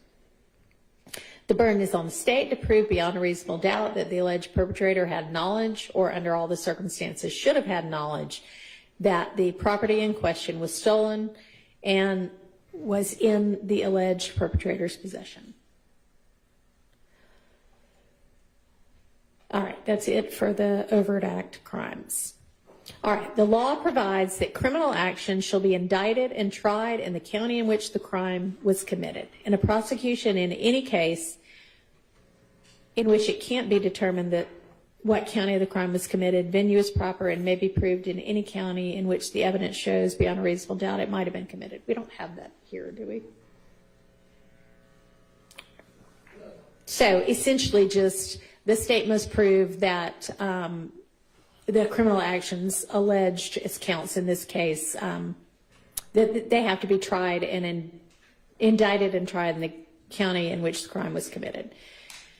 So venue, that is, that the crime was committed in a particular county, is a jurisdictional fact that must be proved by the state beyond a reasonable doubt as to each crime charged in the indictment, just as any other element of the offense.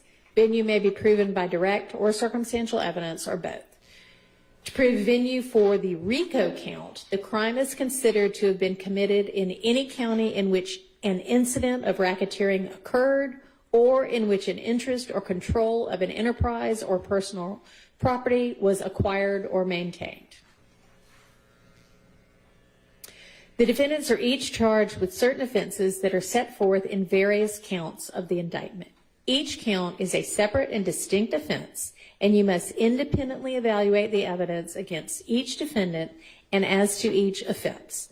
The fact that you reach a conclusion with respect to one offense or with respect to one defendant does not necessarily mean that the same conclusion will apply to any other charged offense or to another defendant. Each count of the indictment before you is separate and distinct. You must evaluate evidence as to one count independently from evidence of each other count. You must evaluate the evidence as to each defendant independently, and you must render a verdict as to each count and as to each defendant individually. If, after considering the testimony and the evidence presented to you, together with the charge of the court, you should find and believe beyond a reasonable doubt that the defendant in Fulton County, Georgia, committed an offense as alleged in the indictment, you would be authorized to find the defendant guilty of that offense. In that event, the form of your verdict for that offense would be to find the defendant guilty. If you do not believe the defendant is guilty of an offense as alleged in the indictment, or if you have any reasonable doubt as to the defendant's guilt of that offense, then it would be your duty to acquit the defendant of that offense. In that event, the form of your verdict for that offense would be to find the defendant not guilty. You are to make a separate determination of guilty or not guilty as to each offense and as to each defendant. Your verdict as to each count must be unanimous. That means that you must be unanimous in your determination that the state has proven every element of that count as defined and listed above beyond a reasonable doubt. And you'll have a copy of these instructions out with you so that you can see what each of the elements of each of the offenses is. Again, the elements are listed above where the crimes are defined, and you must be unanimous that each element has been proven. Let me explain what that means for a few of the elements for count 1 a bit more specifically. And that's the conspiracy to violate the RICO Act. You must be unanimous as to the pattern of racketeering activity that the defendant agreed would be committed. But because count 1 is charged as a conspiracy to violate the RICO Act, it's not required that the state prove that any conspirator actually committed an act of racketeering activity. And on the overt act element, you must be unanimous that a conspirator committed an overt act after May 10th, 2017 to further a criminal objective of the conspiracy. And you would note on your verdict form that and any of other overt act committed in furtherance of the criminal conspiracy to which all 12 of you unanimously agree. By no ruling or comment that the court has made during the progress of this trial has the court intended to express any opinion upon the facts of this case, upon the credibility of witnesses, upon the evidence, or upon the guilt or innocence of either defendant. Your verdict should be a true verdict based upon your opinion of the evidence according to the laws given you in this charge. You are not to show favor or sympathy to one party or the other. It is your duty to consider the facts objectively, without favor, affection, or sympathy to either party. In deciding this case, you should not be influenced by sympathy or prejudice because of race, creed, color, religion, national origin, sexual preference, local or remote residence, or economic status for or against any party. One of your first duties in the jury room will be to choose one of you to be the foreperson. The foreperson will manage your deliberations and will sign the verdict to which all 12 of you freely and voluntarily agree. You should start your deliberations with an open mind. Talk with each other and consider each other's views. Each of you must decide this case for yourself, but you should do so only after discussing and considering the case with your fellow jurors. Don't hesitate to change an opinion if you are convinced that it's wrong. However, you should never give up an honest opinion simply to be congenial or to reach a verdict solely because of the opinion of other jurors. During your deliberations, you must not communicate with anyone other than your fellow jurors about this case. You are not permitted to conduct any research about this case, including persons, places, or legal concepts mentioned during the trial. And these rules apply not only to in-person communication, but also to communication or research using cell phones, text messaging, websites, blogs, or social media of any kind. Whatever your verdict is, it must be unanimous, that is, agreed to by all. The verdict must be in writing and signed by one of your members as the foreperson, dated and returned to be published in open court. During your deliberations, any communications from you to the court must be in writing, signed and dated by the foreperson, and given to a bailiff. And let me add that given that the evidence is closed, my ability to respond to questions may be limited. Evidence that was admitted by audio or video recording can only be played here in the courtroom, so any request to review or listen to that evidence again must be made in writing by you to the court, and then it'll be replayed in the courtroom. And that is the end of my instructions. I'm going to excuse you all to the jury room now to elect your foreperson. Don't begin deliberations until you have the indictment, the evidence, and the verdict forms and some copies of this charge out with you. And I'm going to ask jurors number 387, 409, 449, and 508 to hang back with me. And the rest of you can return to the jury room to elect your foreperson. All rise for the jury.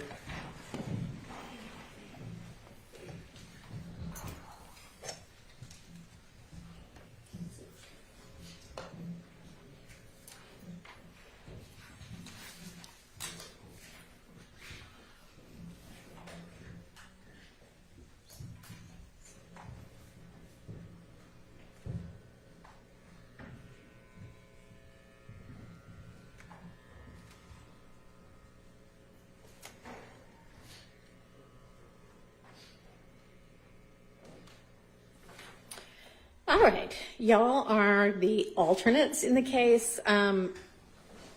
Considering the length of this trial, it was critical that we had alternate jurors in case we lost any jurors. And as I think y'all know, we in fact started with 2 more of you and lost 2 along the way. I don't know how long deliberations are going to take, and so it's possible that even now we may end up losing a juror or more. So y'all are still on jury duty. You're not going to be deliberating right now, but you continue to be under all of the instructions that have been applicable to you for the entirety of this trial. You cannot discuss this case with anyone. You cannot allow anybody to discuss the case with you.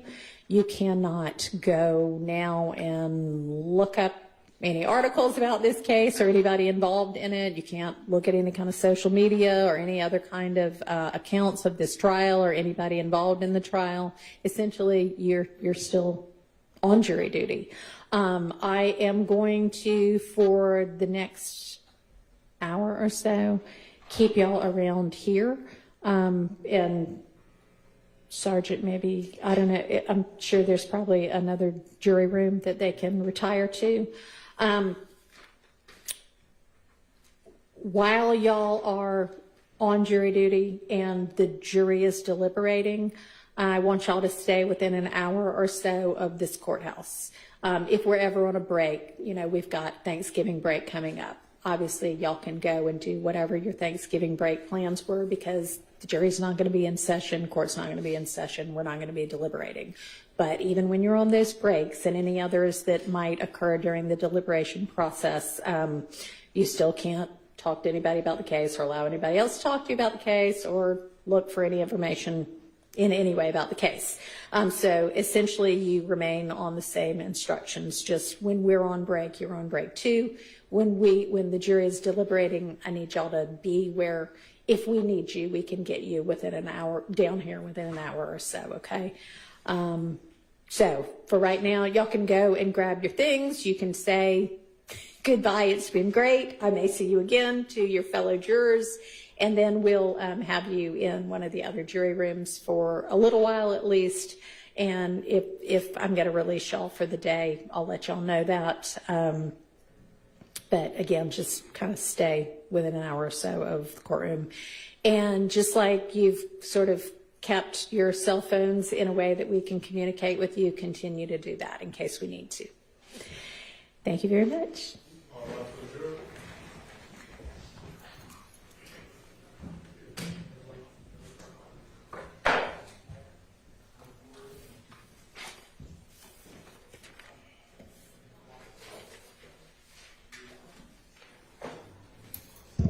Are there objections to the chart?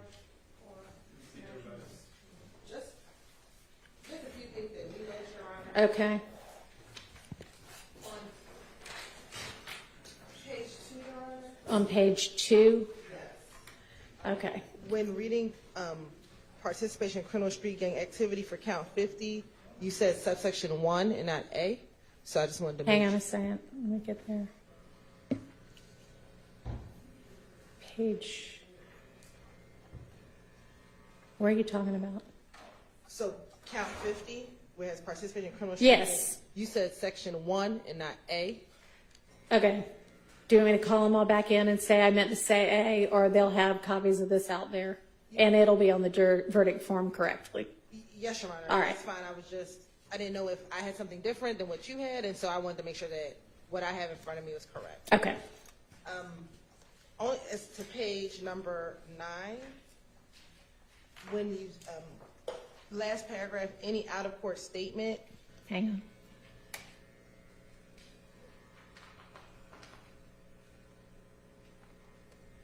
Yes. as we were reading it, the thought came that maybe we should add any out-of-court statement made to law enforcement or made to the police, made by one of the defendants on trial in this case after the alleged criminal act.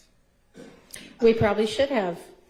So just, I gave y'all this, I don't know how many different times to look at and ask you.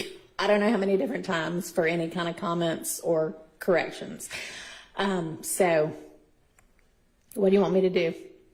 can we add it, and then when you send it back, Sure. that's all, Your Honor. I'm just going back. Made by one of the defendants, made to law enforcement by one of the defendants on trial? Yes, Your Honor. Okay, we can do that.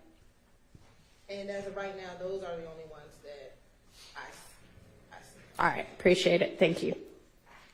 Anybody else?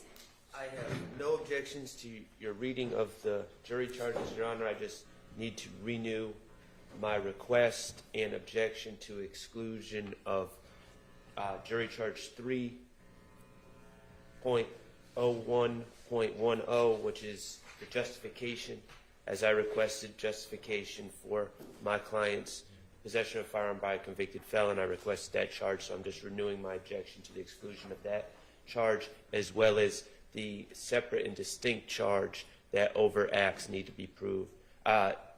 An overact needs to be agreed upon unanimously by all the jurors. I know, Your Honor, stance that you referenced the need for unanimity, being unanimous. I always struggle with that word. Okay. Within the jury charges, and I understand that, but I'm just going to renew my objection. Okay. Thank you. All right. Then we will, y'all have agreed as to what evidence goes out?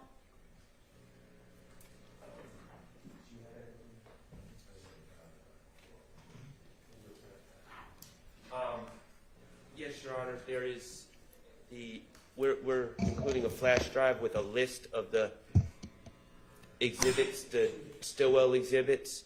Okay. And I thought it would be appropriate, and if it's not appropriate, please object. It's just a list of the exhibit numbers, because the flash drive is little, so we can't list them all. So we're printing on a piece of paper, Okay. and we're just going to attach the flash drive to the piece of paper. Okay. And those don't go out. You're just saying you're listing them.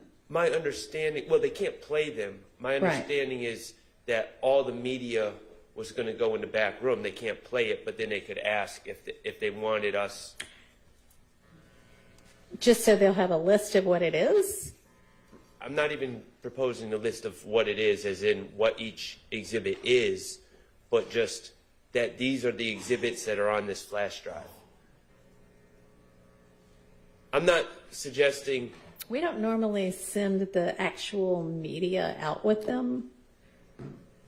Okay, I mean, they can, it's certainly in evidence and they certainly can consider it. They just would need to say, hey, you know, I'd like to watch the FedEx tape again. Okay, my understanding, and I had spoken to some members of the state about this. the understanding I had was that the media was going to go out, but of course they have no way to play it, but then they could request. Okay, are they gonna even, if it all, for instance, goes out in a bin, are they gonna even know what it is? Like, are they all labeled? Yes? I mean, it's fine with me if that's the way y'all wanna do it. The only other thing we were going to ask to do, and I believe defense counsel has an objection, we were going to send a legend out with the letters and what letter is associated with what act, so that they would know.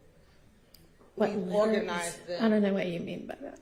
So every act that we presented, so for example, VV was the Chamel Drinks homicide, so that they could know when they pick up a letter, what that was in reference to. I'm going to object to that, to the state's kind of direction of compartmentalizing the evidence, and quite honestly, some of the evidence that was admitted under certain letters applies to certain other cases. I mean, these aren't distinct. I know that they're charged as distinct over acts, but Walter Murphy testifies, for Right. instance, and he has things they admitted to Walter Murphy might have a WW, just for instance, but what he testified to involved different acts. I mean, I think that as they were listening to the evidence, they could write down the number of the exhibit. So if they want to flip through their notes and say, you know what, I was really interested in 53 WW, then they can find that, or if it's media, they can ask to re-listen or replay it. I don't think that it's really appropriate to say, here's kind of the state schematic of the evidence. Okay. So have y'all otherwise agreed on what evidence goes out with them and what evidence doesn't? So I've been presented some case law this morning, and we've discussed it. I don't have any problem with the GBI reports going back. I know that was one bone of contention. I don't have any problem with the ME reports going back. We've been going back and forth about two issues: the CAD reports and the demonstratives. I'm objecting to both the CAD reports and the demonstratives going back. Okay. You wanna? I join in. Okay. Mr. Sharp, yeah. All right. Does the state feel that the CAD reports or the demonstratives should go out? Yes, Your Honor, we have case law regarding demonstrative evidence. Okay. That demonstrative evidence does go back to the jury, and it's not a violation of the continuing witness rule. Would you like to share that with the court? Yes, Your Honor. Okay. The state will cite Ruffin v. State, which is 333 Georgia Appeal 793, which is a 2015 case. Mm-hmm. Okay. And then how about the CAD reports? What's the objection to the CAD reports? Okay. And does the state have a position on that? Your Honor, the state does not believe that the CAD reports are a violation of the continuing witness rule, and we are looking, I thought we had the case on point, but we are looking for that case as well.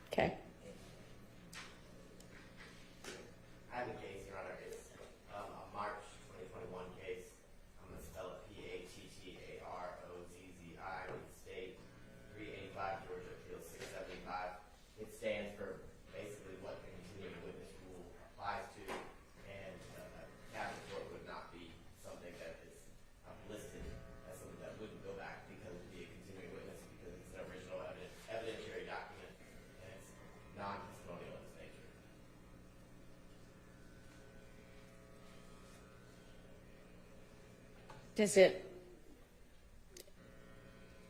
cover CAD reports at all, or is it just kind of, here's what continuing witness means? It's kind of just what, here's what continuing witness means. I couldn't find a case specific or on point as it relates just to It's hard to believe, honestly. You know? which leads me to the conclusion they go back. Yeah.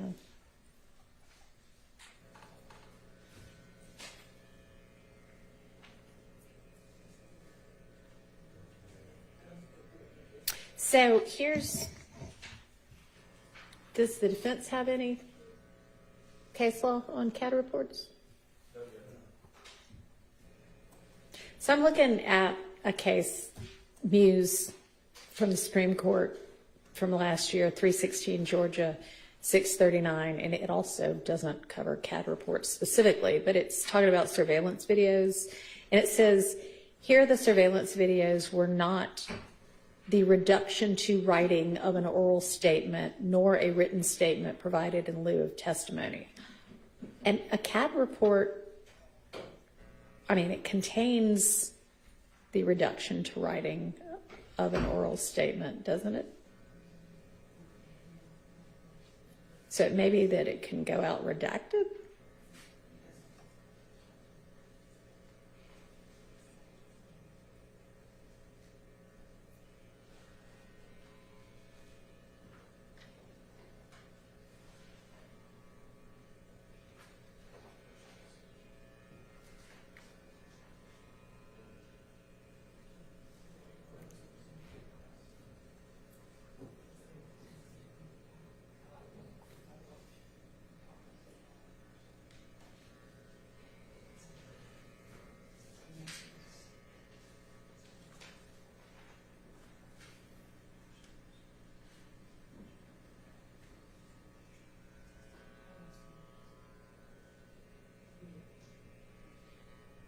What does CAD stand for? Computer aided Dispatch.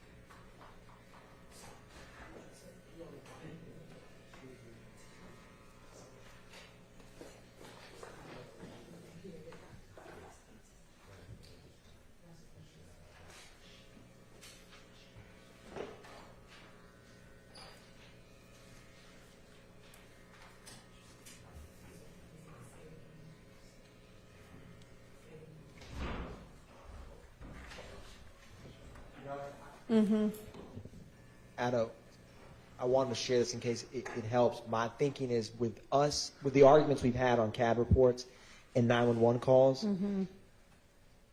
in our many days of going through upcoming exhibits, the court made determinations on testimonial versus non-testimonial with how we walk through and redact it. And so my understanding with the continuing witness rule is if a document is non-testimonial in nature, then it's not a reduction or substitute for the person's oral statement or testimony. In terms of that non-testimonial analysis is part of the genesis of the continuing witness rule.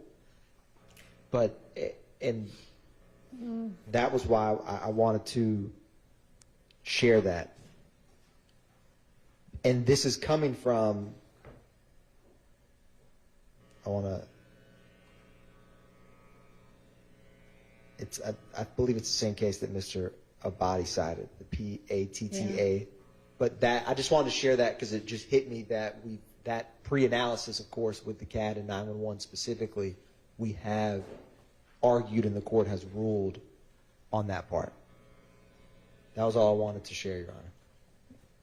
Judge, there's another case, it's pretty new, it's Davis v. State, which is 371, Georgia Appeals 469, it's a 2024 case. Hold on,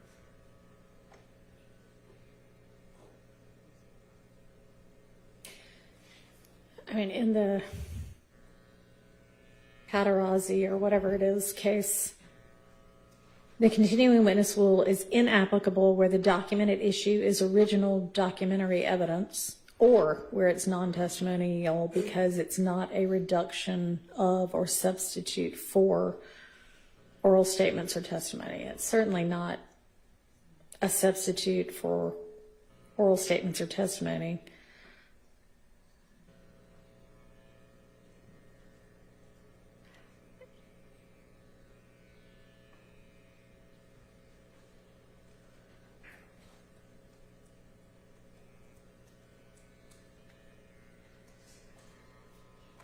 And it is original documentary evidence.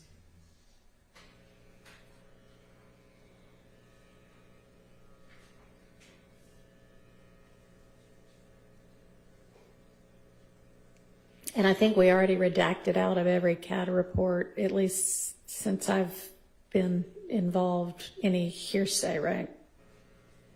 Your Honor, it is true.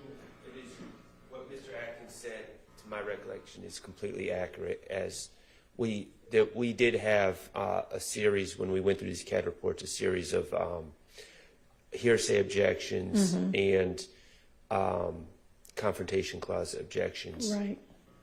And some were redacted. Yeah.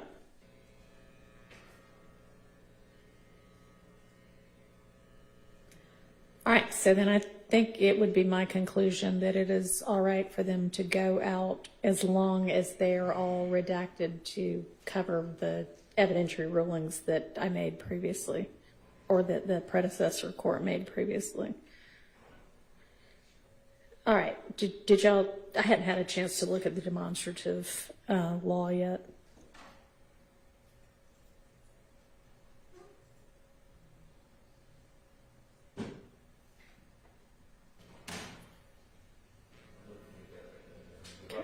Yes.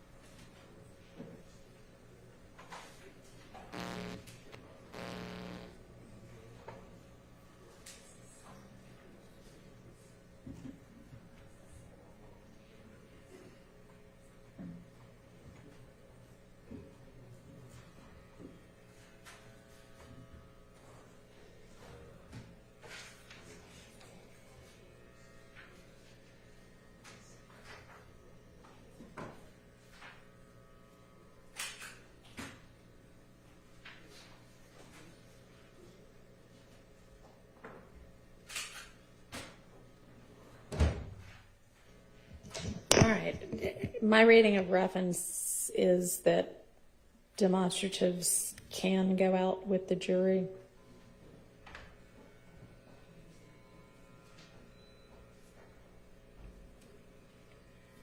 Y'all, if y'all got something contrary to that. Can we just be clear what demonstratives we're talking about? 'Cause Uh-huh. are they all?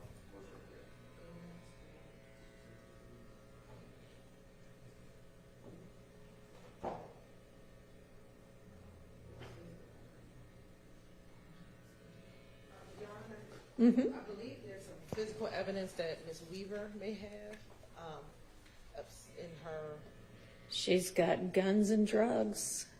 for the drugs. Kind of, Neither of those is going out to the jury. okay. If you have pictures of them, those can go out.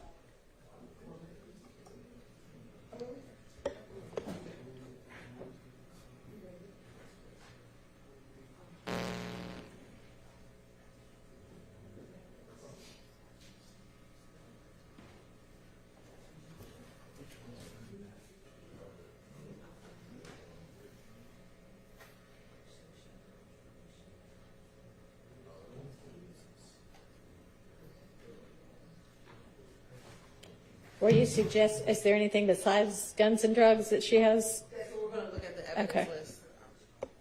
Y'all aren't suggesting that either of those go out with the jury, are you? No, we're talking, we have the jewelry upstairs. And, Okay. I mean, some of that may or may not be. Not sure we want that to go out with the jury either, considering the allegations in this case by one of the attorneys. Unless we've got an armed guard in there. We're going to go over the exhibit list, Your Honor, to see what else Ms. Weaver may have. Y'all got pictures of the jewelry and pictures of the guns and the drugs, right? Yes. Okay. And those are those in evidence? Some of the picture of the jewelry. Okay.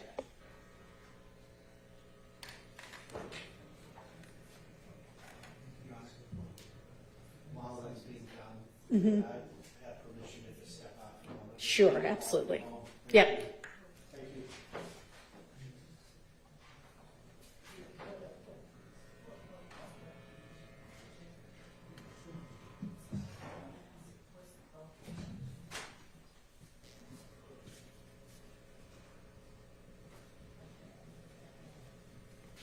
There seems to be pretty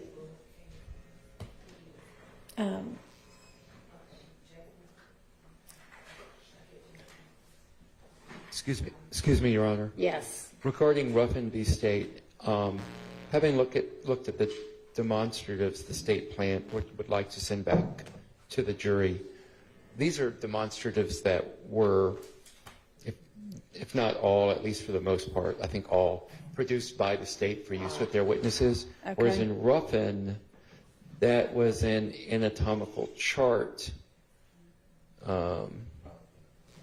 apparently used. Well, actually, I can't tell if that was. It looks like it was used by a medical examiner in the parenthetical.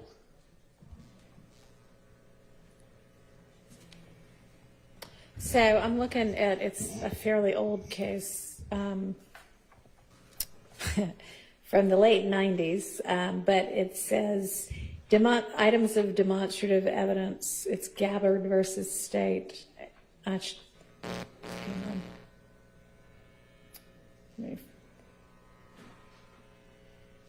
Let me find that part. Oh, Gabbard v. State, Yeah. Your Honor. 233 Georgia App 122. Yes. Let me pull that up.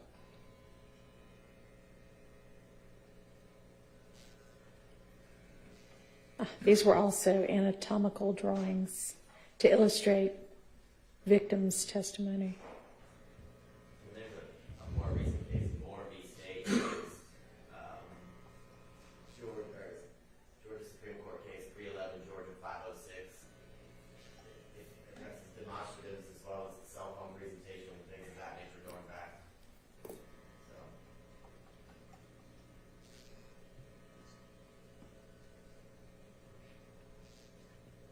Sorry, was that Moore v. State? yes.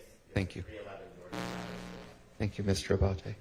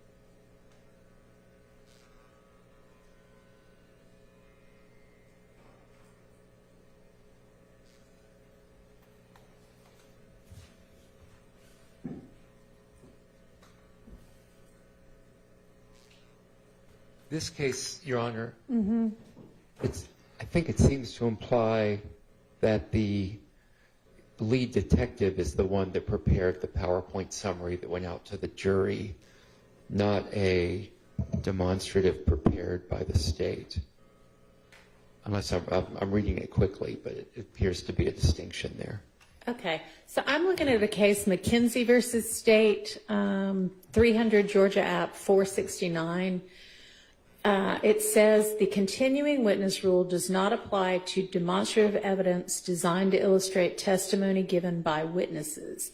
Here, the documents complained of were designed by an investigator of, it was the DeKalb County DA's office, based on other admitted exhibits, including cell phone records, dates and times that checks were cashed. The documents were admitted at trial and served only to summarize the other admissible evidence. There was no violation of the continuing witness rule. I mean, that was more like a summary document, but I guess that was demonstrative and summary. And it was prepared not by the witness, but by one of the parties, and it was not subject continuing witness. Seems okay to me. I'm going to have more of a challenge distinguishing that one, Your Honor. All right. Yeah, I don't know if I can do it. So I think, unless y'all come up with something else, that I'm going to overrule the objection to both the CADA reports as described, redacted, and demonstratives going out. Other... So there are some pieces of physical evidence, Your Honor, hats, Okay. other clothing items that Yeah. we're having someone go to retrieve to bring them down. Okay. And I think by the time we retrieve that, gather everything, we'll be ready to All right. collect everything and have it sent back. One other matter. There are two demonstratives that were admitted by Mr. Steele. Okay. These were admitted at some point during the trial. So I'm In January. yeah. I don't- Those are just blow-ups of Yeah. the language of certain Yes, Your Honor. overt acts. It was admitted when Trontavia Stevens was on the stand. I don't particularly have a strong feeling one way or another about them going back. I'm not sure it's appropriate. I'm thinking those aren't needed because they're going to have the indictment itself out, and that's really just a magnification of certain of those items on the indictment. So we won't send those out. And if y'all want to look through whatever other demonstratives there are, it might be a good idea. I feel like I asked y'all to do this several times, several weeks ago. They just went through it, I believe, Mr. Atkins told me. All right. Okay. Well, good. Thank you. So, I keep. Can you do that?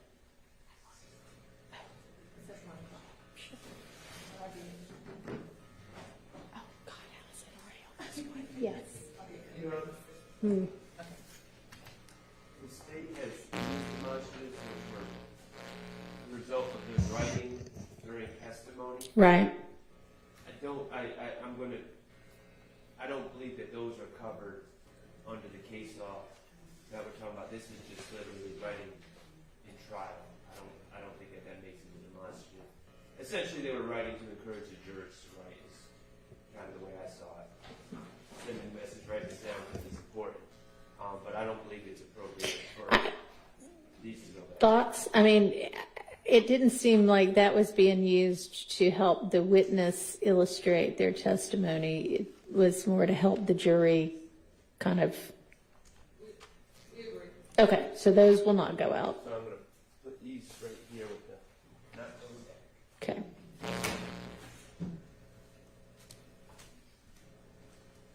All right, let's take, y'all can continue to do this. Let's take a quick recess, though. And y'all do that during the recess, and then maybe we'll come back and once it's settled, okay? Your Honor, is there a ballpark for this reset? Honestly, this could be our recess /lunch if you want it to be. So you want to come back at 1:30?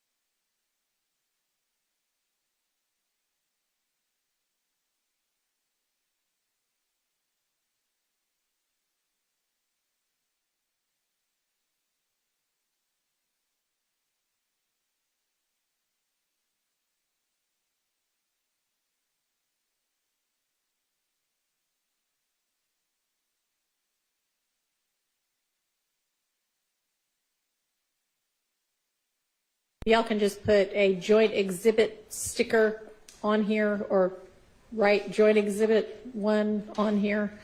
That'll work for that. We've got copies of the redacted indictment to go out. We do not. We still have to sort out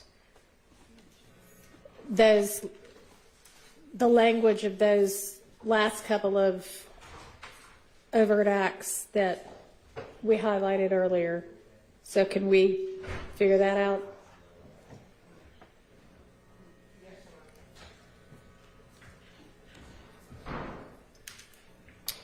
And do we otherwise have all of the evidence that's going to go out?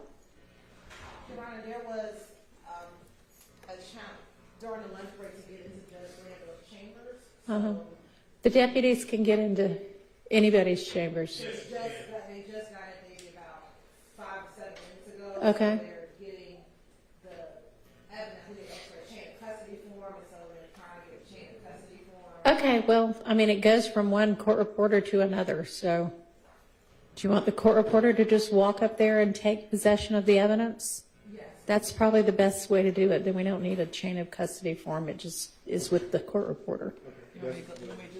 Yes, we'll do that. All right, so we will recess for our delightful new court reporter to do that. Thank you, Ms. Taylor.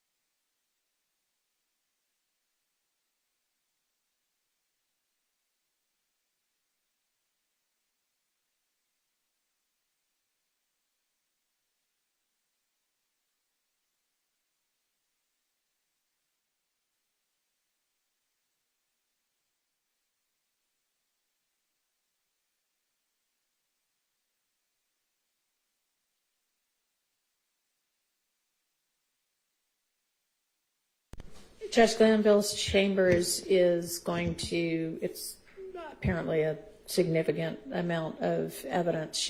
They're going to basically wheel it down here to this courtroom, and Ms. Taylor, our current court reporter, is going to take possession of it. So that'll happen in the next 10 minutes or so.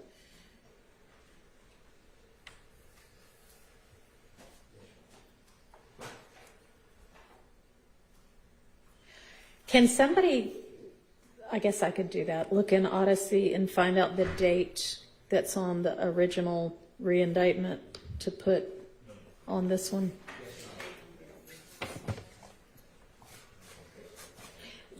You know, when they signed, or who's got possession of the signed indictment? So that might still be, is it in here, or is it still with, is it making its way downstairs? We need the date, so we need to see the.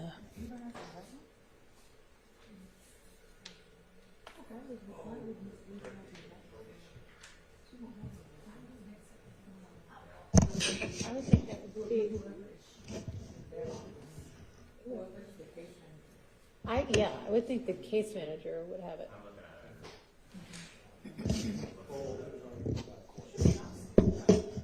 Right.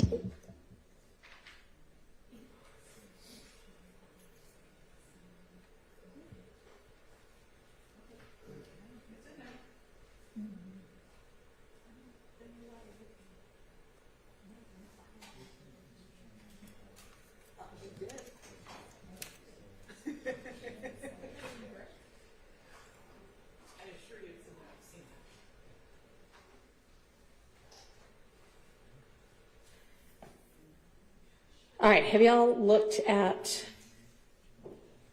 the highlighted language for the proposed ways to handle those couple of overt acts as an A and a B? Yes, Your Honor, and the state had a proposal to, I think, simplify the matter in terms of starting with 183. Okay. If the state just redacted possession of codeine with intent to distribute and possession of cocaine, because this is the street gang charge, so the jury will still be tasked with the other revisions of did Arnold or Williams possess those items individually. So for purposes of 183, the state proposal is to redact to where it only remains possession of marijuana with intent to distribute and possession of firearm during commission, which tracks the language. Okay. So leave all three of them and have those two kind of offenses only. Yes, Your Honor. Okay. And for 187, the state's proposal is the same, to remove possession of codeine with intent to distribute and possession of cocaine. Okay. Can I ask a question? So would that mean that we would end up with what? What is essentially 187A and 183A, Okay, right? thank you. That's what it seems to me, and I just want to make sure my But understanding those is wouldn't correct. say A anymore. They would Right. just say 183 and 187. Yes, Your Honor. Okay, yeah, that works if that's. And the state, and I can email this, but with our previous discussion on the 133 charges and the language, the state, if you stop, like for example, take 189 or 190, Okay. if you stop after an associate did commit the felony offense of possession of firearm by convicted felon, and then redline everything up to where you start by possessing a Glock, and then we would obviously remove for 189 specifically, we would remove the machine gun, Right. Okay. and then just pick back up, possession of a firearm in indictment, and then cite the felony and the date, and keep it overt action furtherance. That works as long as, so the question on the floor for that had been, can an overt act be modified to drop it down to a lesser, essentially? Do we have an answer to that? Your Honor, I want to let Mr. Floyd Okay. address that with the court because we do have a, Give me just a sec. yes, Your Honor.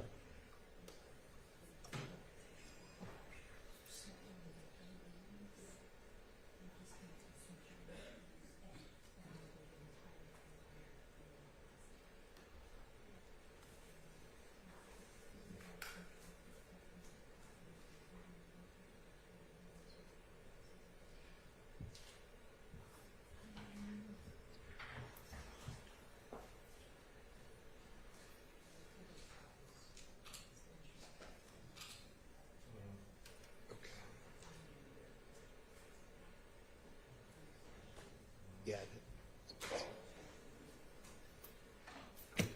Yes. I wasn't here that day. Maybe I was here this time.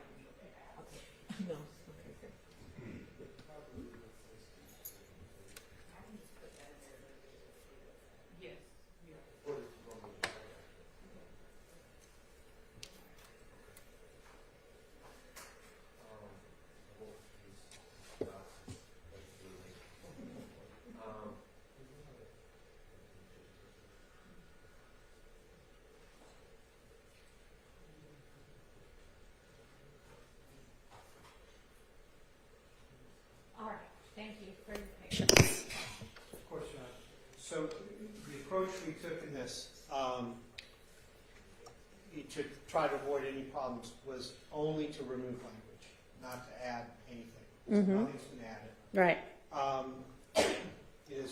want to be clear, it is not exactly the same situation, but the most analogous thing I could find in the time available is an 11th Circuit RICO case, United States v. Watchmaker, spelled exactly as it sounds, 761 F. 2nd, 1459 at 1468. It's a 1985 case.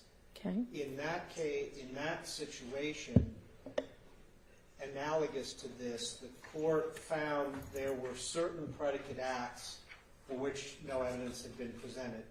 It removed them from consideration from the indictment that the jury saw. Right.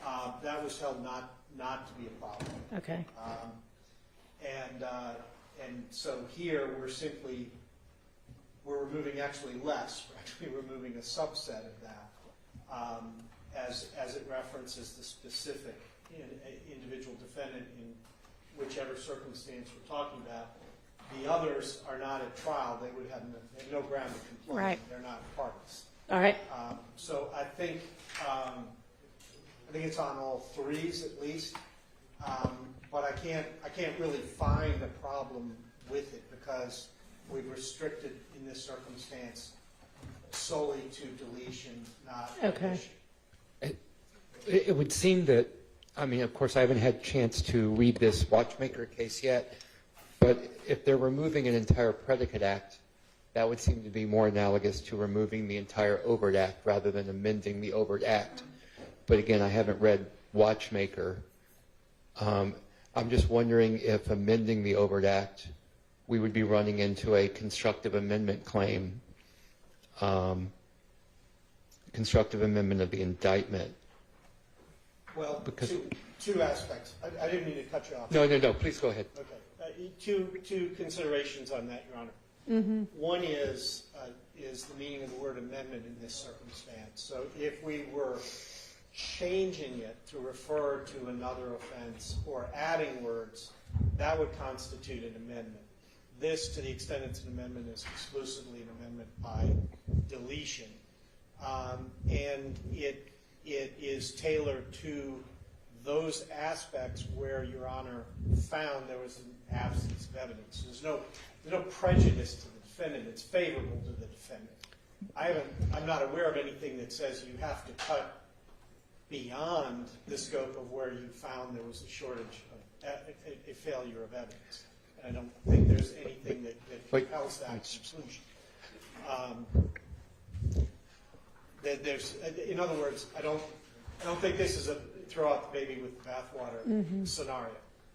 I would argue that the amendment is actually not favorable to us. That amendment by deletion actually broadens out that overt act. It does not work in our favor because you're removing the I elements. agree, it doesn't work in the defense's favor to make it easier for the state to prove an overt act. Yeah, and that thus it's conduct beyond that which would appear in the original grand jury indictment, and that would amount to constructive amendment. Yeah.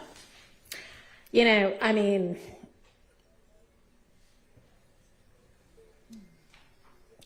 even I'm reading Watchmaker right now,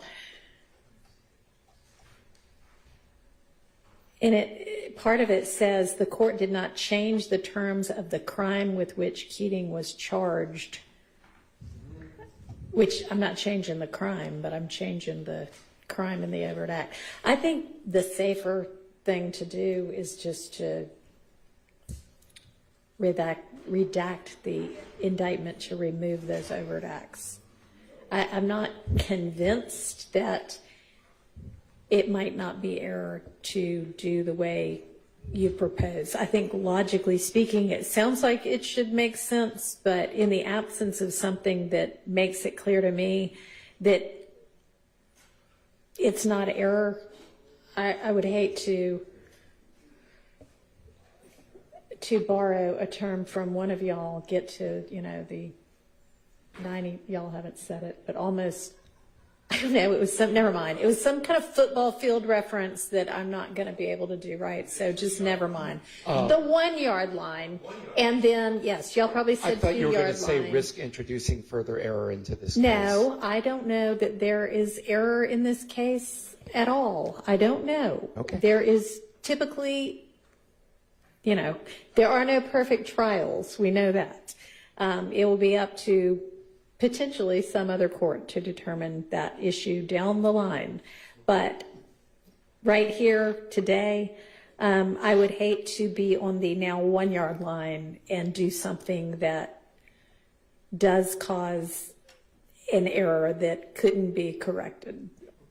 And so, Your Honor, if I can respond to that, two points. One, it's important, I think, to be specific as to which acts we're talking about. Okay. So with 183, there's no change in the nature of the crime. We're only talking about striking out those specific things as sources of evidence. Right. I can't imagine any problem from that. Yeah, no, I agree. I was talking more about the possession of a firearm by the whatever they were, 174, 175, 189, and 190. I'm just going to redact out completely. With regard to 183 and 187, I think those are fine to have just gotten rid of the things that I directed a verdict in Mr. Kendrick's favor on. Thank you, Your Honor. And Your Honor, with regard to, I had 2 points. Okay. One is, when you're talking about, and forgive me if I get the number exactly wrong, but 170, I think it's 174, 175, 89, and 90. Yes. And so with those, the specter that's been raised is, to paraphrase the defense, the appearance of error where none currently exists, as we are at first in inches. However, because of the way you have instructed the jury to handle the overt acts, if they find these, and if there's a defect, those an appellate court can simply strike them from consideration. Unless they're the only acts they find. In which case we would know that as well. Because All right. they're going to number them. Understood. I'm just going to redact them. Y'all will still have over 100 overt acts for them to evaluate.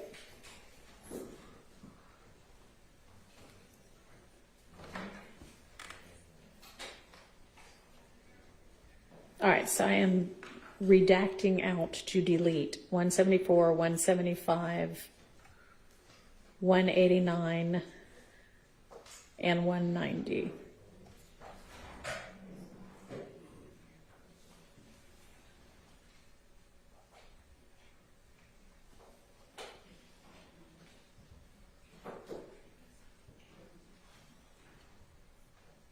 Don't know why it won't let me. And then on 183, it will be the language that is now 183A, but it won't say A, it'll just say 183. And then the same with 187. Yes. This already may be fixed, but with both of those, of course, redlining or removing the possession of codeine, the intent to distribute and possession of cocaine from the bottom. Right. The last version I saw on 183 and 187 still had those included. Oh, it doesn't anymore. I think the state may be looking at the B language and not the A language. That's perfect, Your Honor. All right.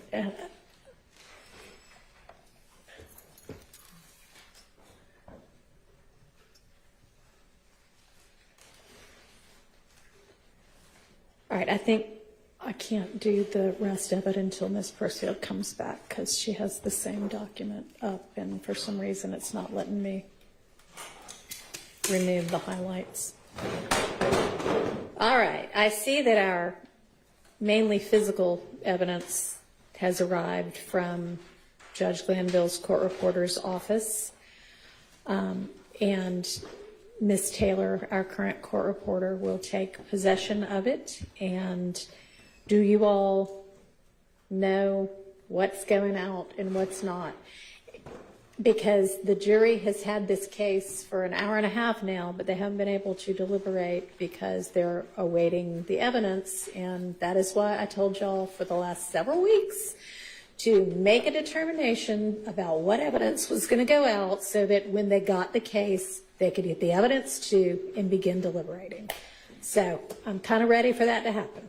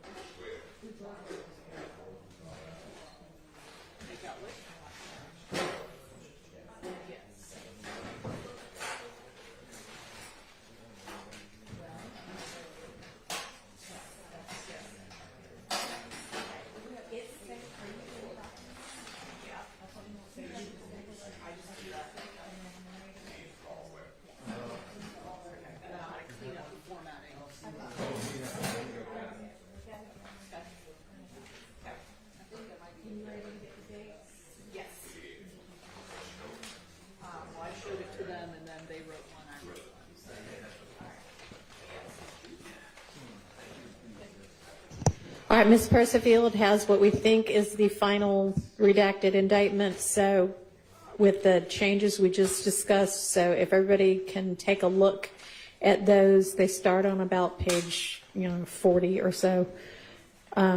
Just take a look at those, confirm that they are what everyone has agreed we're going to do, and then if so, we'll print it out, and that'll be ready to go to the jury as well.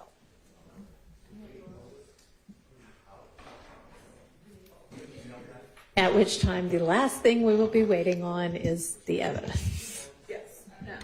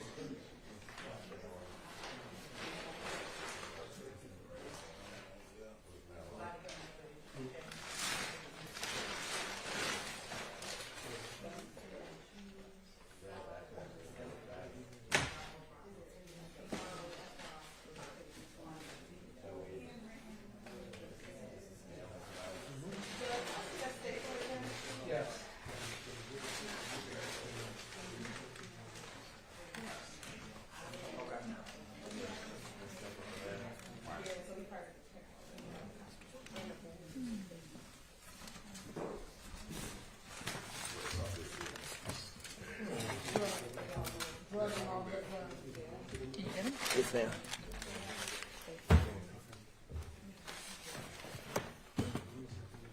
How far are we time-wise from getting this to the jury? Perfect.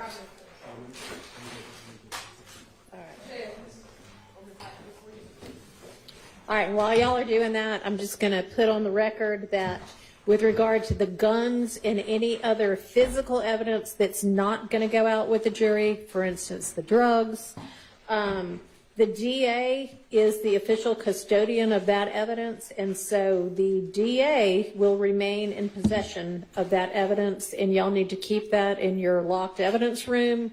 The court reporter is not going to be taking custody of that, the guns and that other type physical evidence that is not going out with the jury.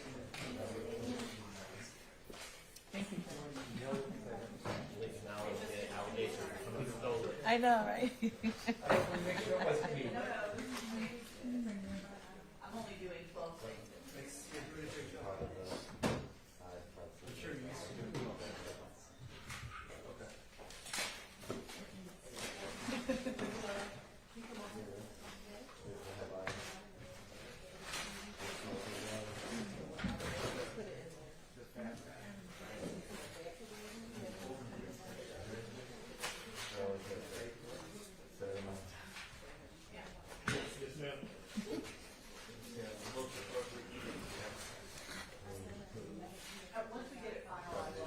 Can some member from each team be dealing with the rest of what's just paper evidence and making sure that everybody is on board and on the same page with regard to that? We've done that. All right. We just need to make sure we send them. I think we know we separate things, we just gotta make. Okay, I am ready to hand all of this to the jury in the next 5 minutes. So whatever needs to get done, let's do it now.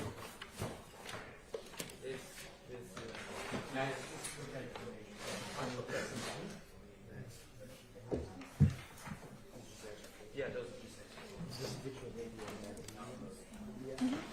Right here. You can put it, I think that's extra photo. That's just extra stuff. Yeah. Working on the, that's the BD charges. They're just extra. You guys want, I don't know anything on. This is stuff that's not going back. That's extra, I don't know who they belong to, it's just extra. I think it's just folders. Yeah. Well, and this is stuff that's not going back. there's literally, it's just folders, though, is what's in that box. I don't know if they've been on, but they should just take them wherever they want, so trash it.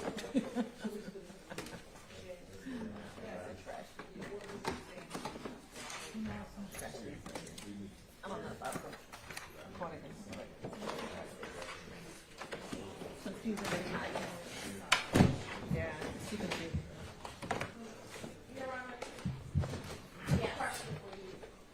I don't know, we do have pictures of the gun. Uh-huh. But in case the juror, for whatever reason, they want to see a certain gun. Then y'all will have to wheel it over and we'll display it in the courtroom. So we can't keep them here while they're delivering. No, no, I mean, they might deliberate for a month and a half. We might need to I'm gonna be using this courtroom for the other defendants in this indictment. So, no. Your Honor, Ms. Persfield, these are, I separated these.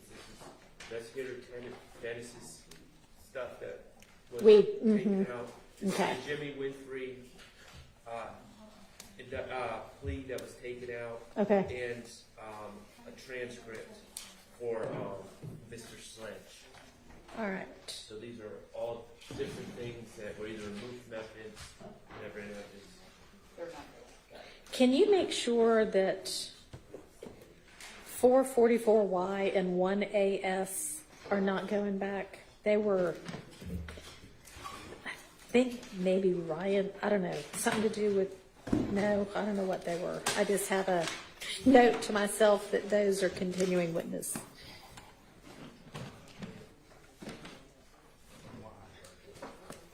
Your Honor, I've looked at the revised indictment that we just received, and it's acceptable to me.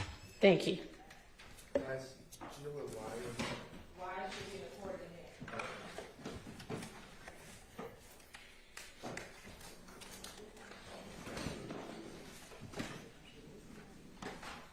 there? That may have been Mr. Sledge's pleas or something like that. Yeah, it works. See it, it's right there. You cover his arm. What was that number again online? 444. I think it's the Weinstein has it. You looking for stapler? Yeah. I mean, I have a small one.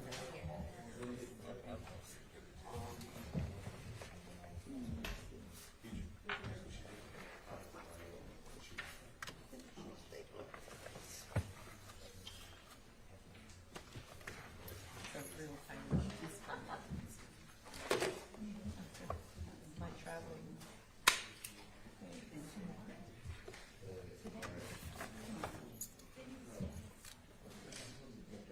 Your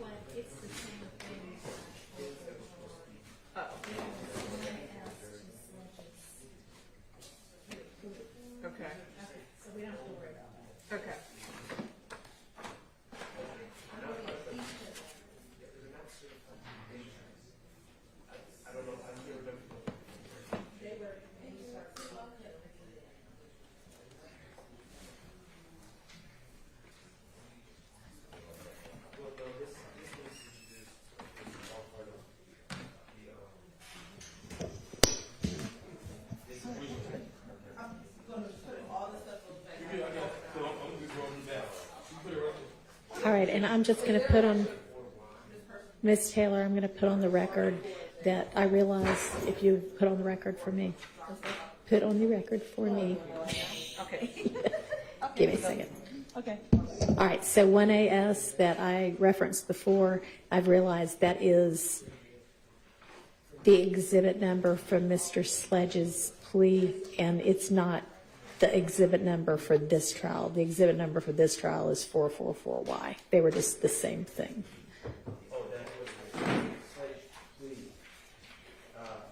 Yeah.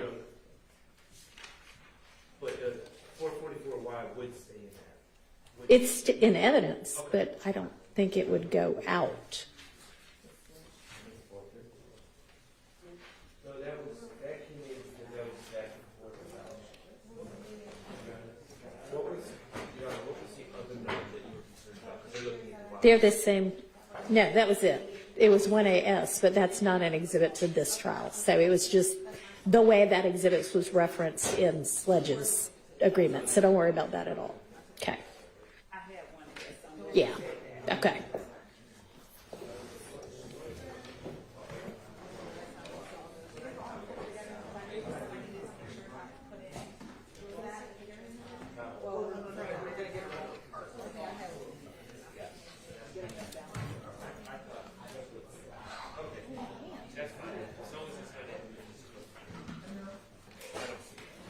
Oh, he got that phone. He ready. Yeah. All right. I mean, if we're ready to start wheeling it in, we don't have to have all 5 things at once. We can wheel in number 1, carry in number 2. You ready, Judge? I am. Ready?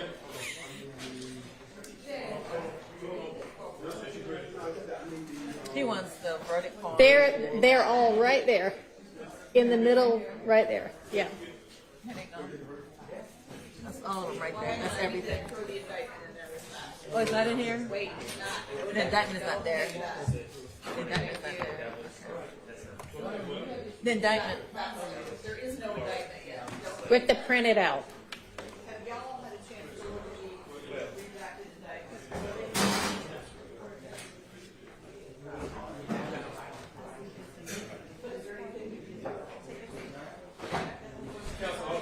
All this too?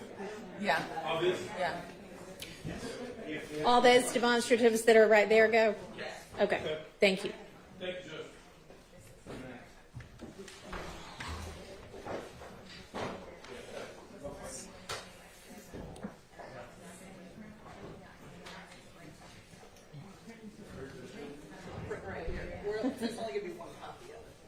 And, Your Honor, this is just for the purposes of the record. Okay.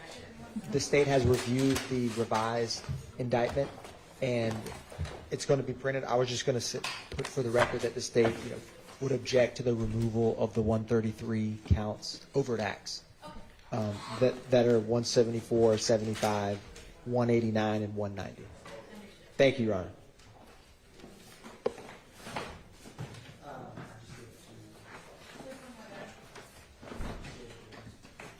Is that ready right there, guys? That's not going, yes. None of that's going? What is it? She's waiting for the No, it's in the evidence. What else? I don't know. These ask them. These are ready, right? These, Okay, good. did they These have right here? names or no? Yes. This, You can use the lid, just don't give me that paper. all this is ready? That's the cover.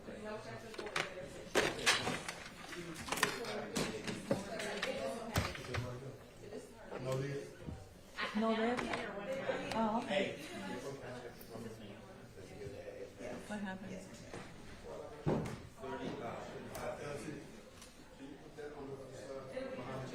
For what? They're over there. They're over there. LT.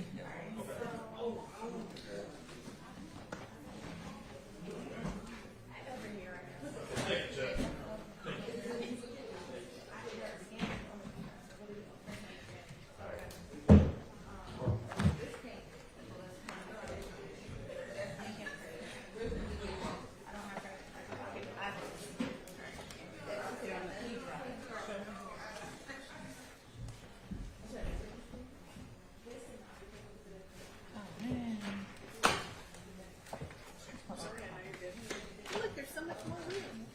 No,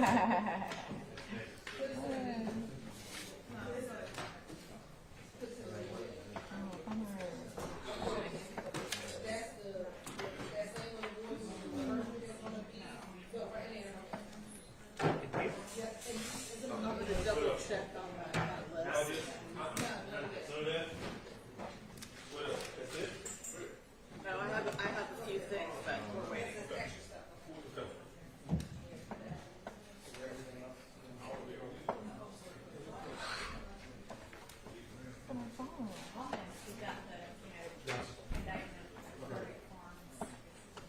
I just figured I'd kept all that together.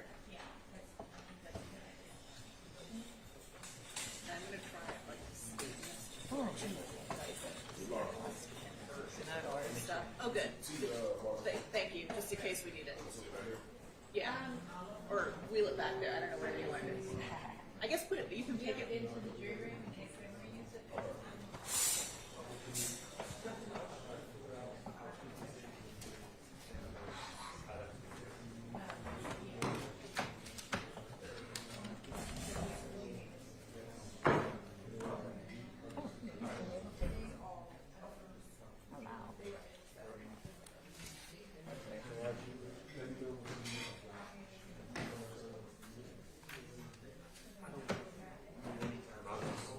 Yeah, I'll let you know. All right, while the jury is deliberating, Ms. Persfield's going to check to make sure she has a cell phone number for each of the attorneys, because obviously we have no idea when and or if they might want to ask a question or look at evidence, and so we all need to be on standby. We're all still in trial, and I need for people to be able to get here, in 5 minutes' time, ideally. If you have a special place you need to be, we can talk, but in short order. And obviously, the defendants will continue to come over each day that the jury is in deliberating, so that they can also be available to come to the courtroom if need be.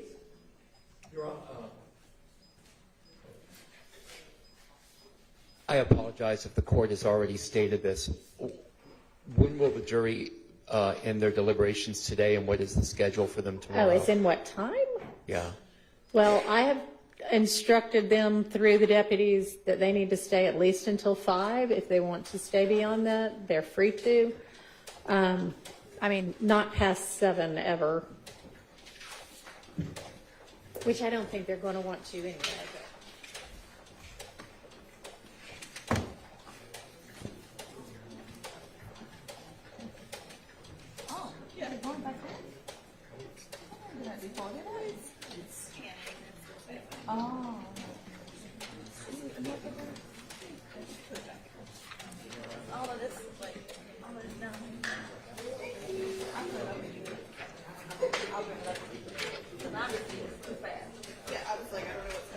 All right, and so they would like to continue to come in and start at 9, which is fine with me. So I'm going to say, just like a regular day, 9 to 5 with a lunch break. There will be days that the court provides lunch for them, and on those days they can choose to deliberate during their working lunch if they want to, or they can not deliberate and just take a break and eat. I'll make it clear that they can only deliberate when all 12 of them are there together. With regard to tomorrow, since it is the day before Thanksgiving, I'm going to say that they can leave at 3.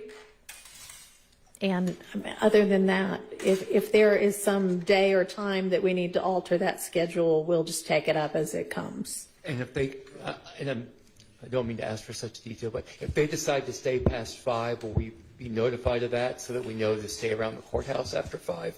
Or if they decide to stay after 3 tomorrow, will we be notified of that? I just want to make sure I don't leave the courthouse if they decide to deliberate late. Sure. If I have cell phone numbers for everybody, I'll do a fun group text chain and then text everybody what the schedule is going on, very briefly. Thank you.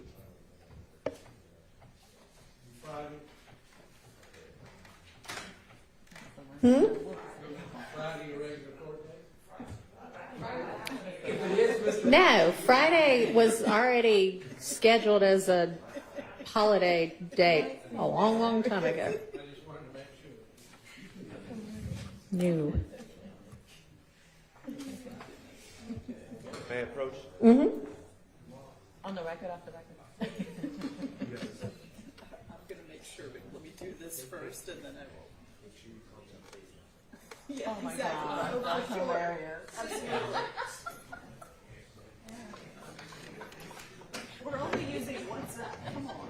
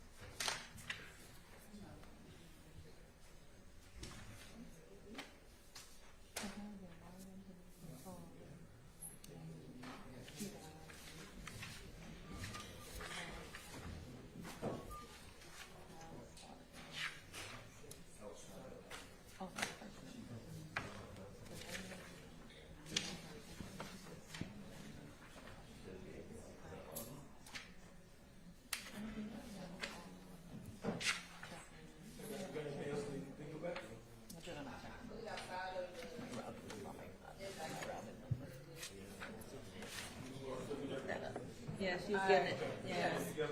It's, yeah, my printer decided to be crazy. It has a mind of its own.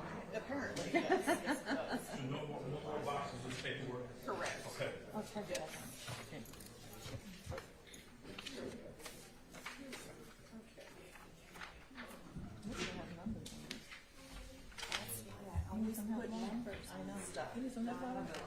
You got a system? Okay, then you know how to go.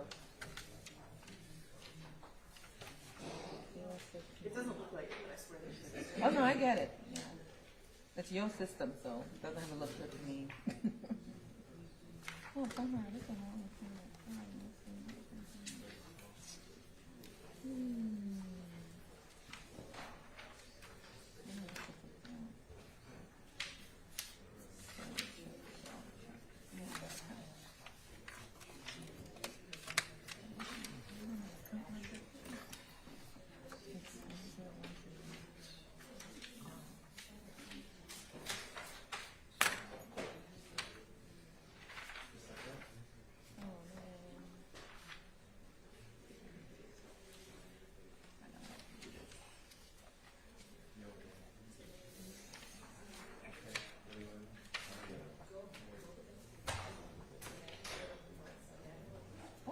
Oh, the county paid me.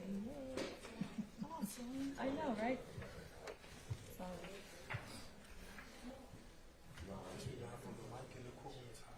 Is it? Okay, thank you. We didn't say anything, but glad you told us. We didn't say anything.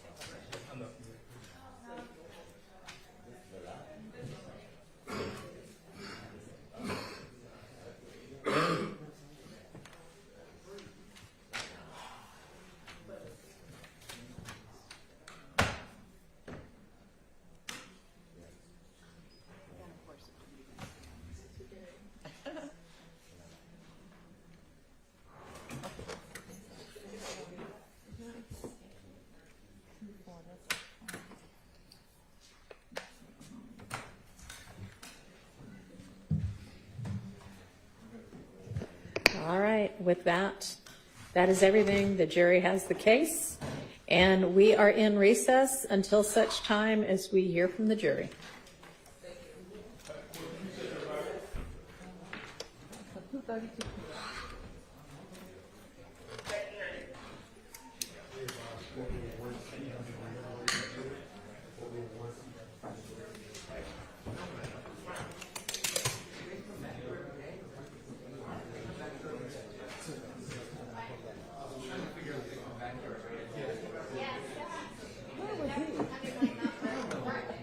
But yeah, and that way, if there is a question, then readily available.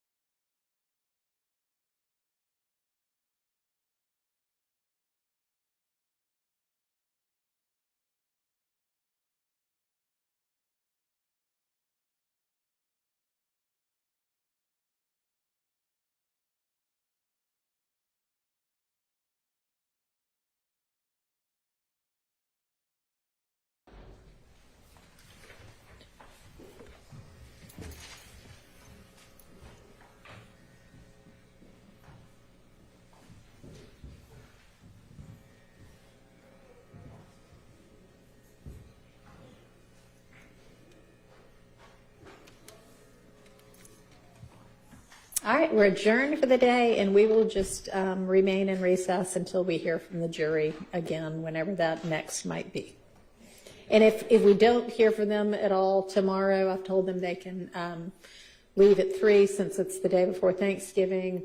We have Thursday and Friday off, so Monday will be the next time they would be deliberating. So if I don't have reason to see any of y'all tomorrow, everybody have a pleasant Thanksgiving. Thank you.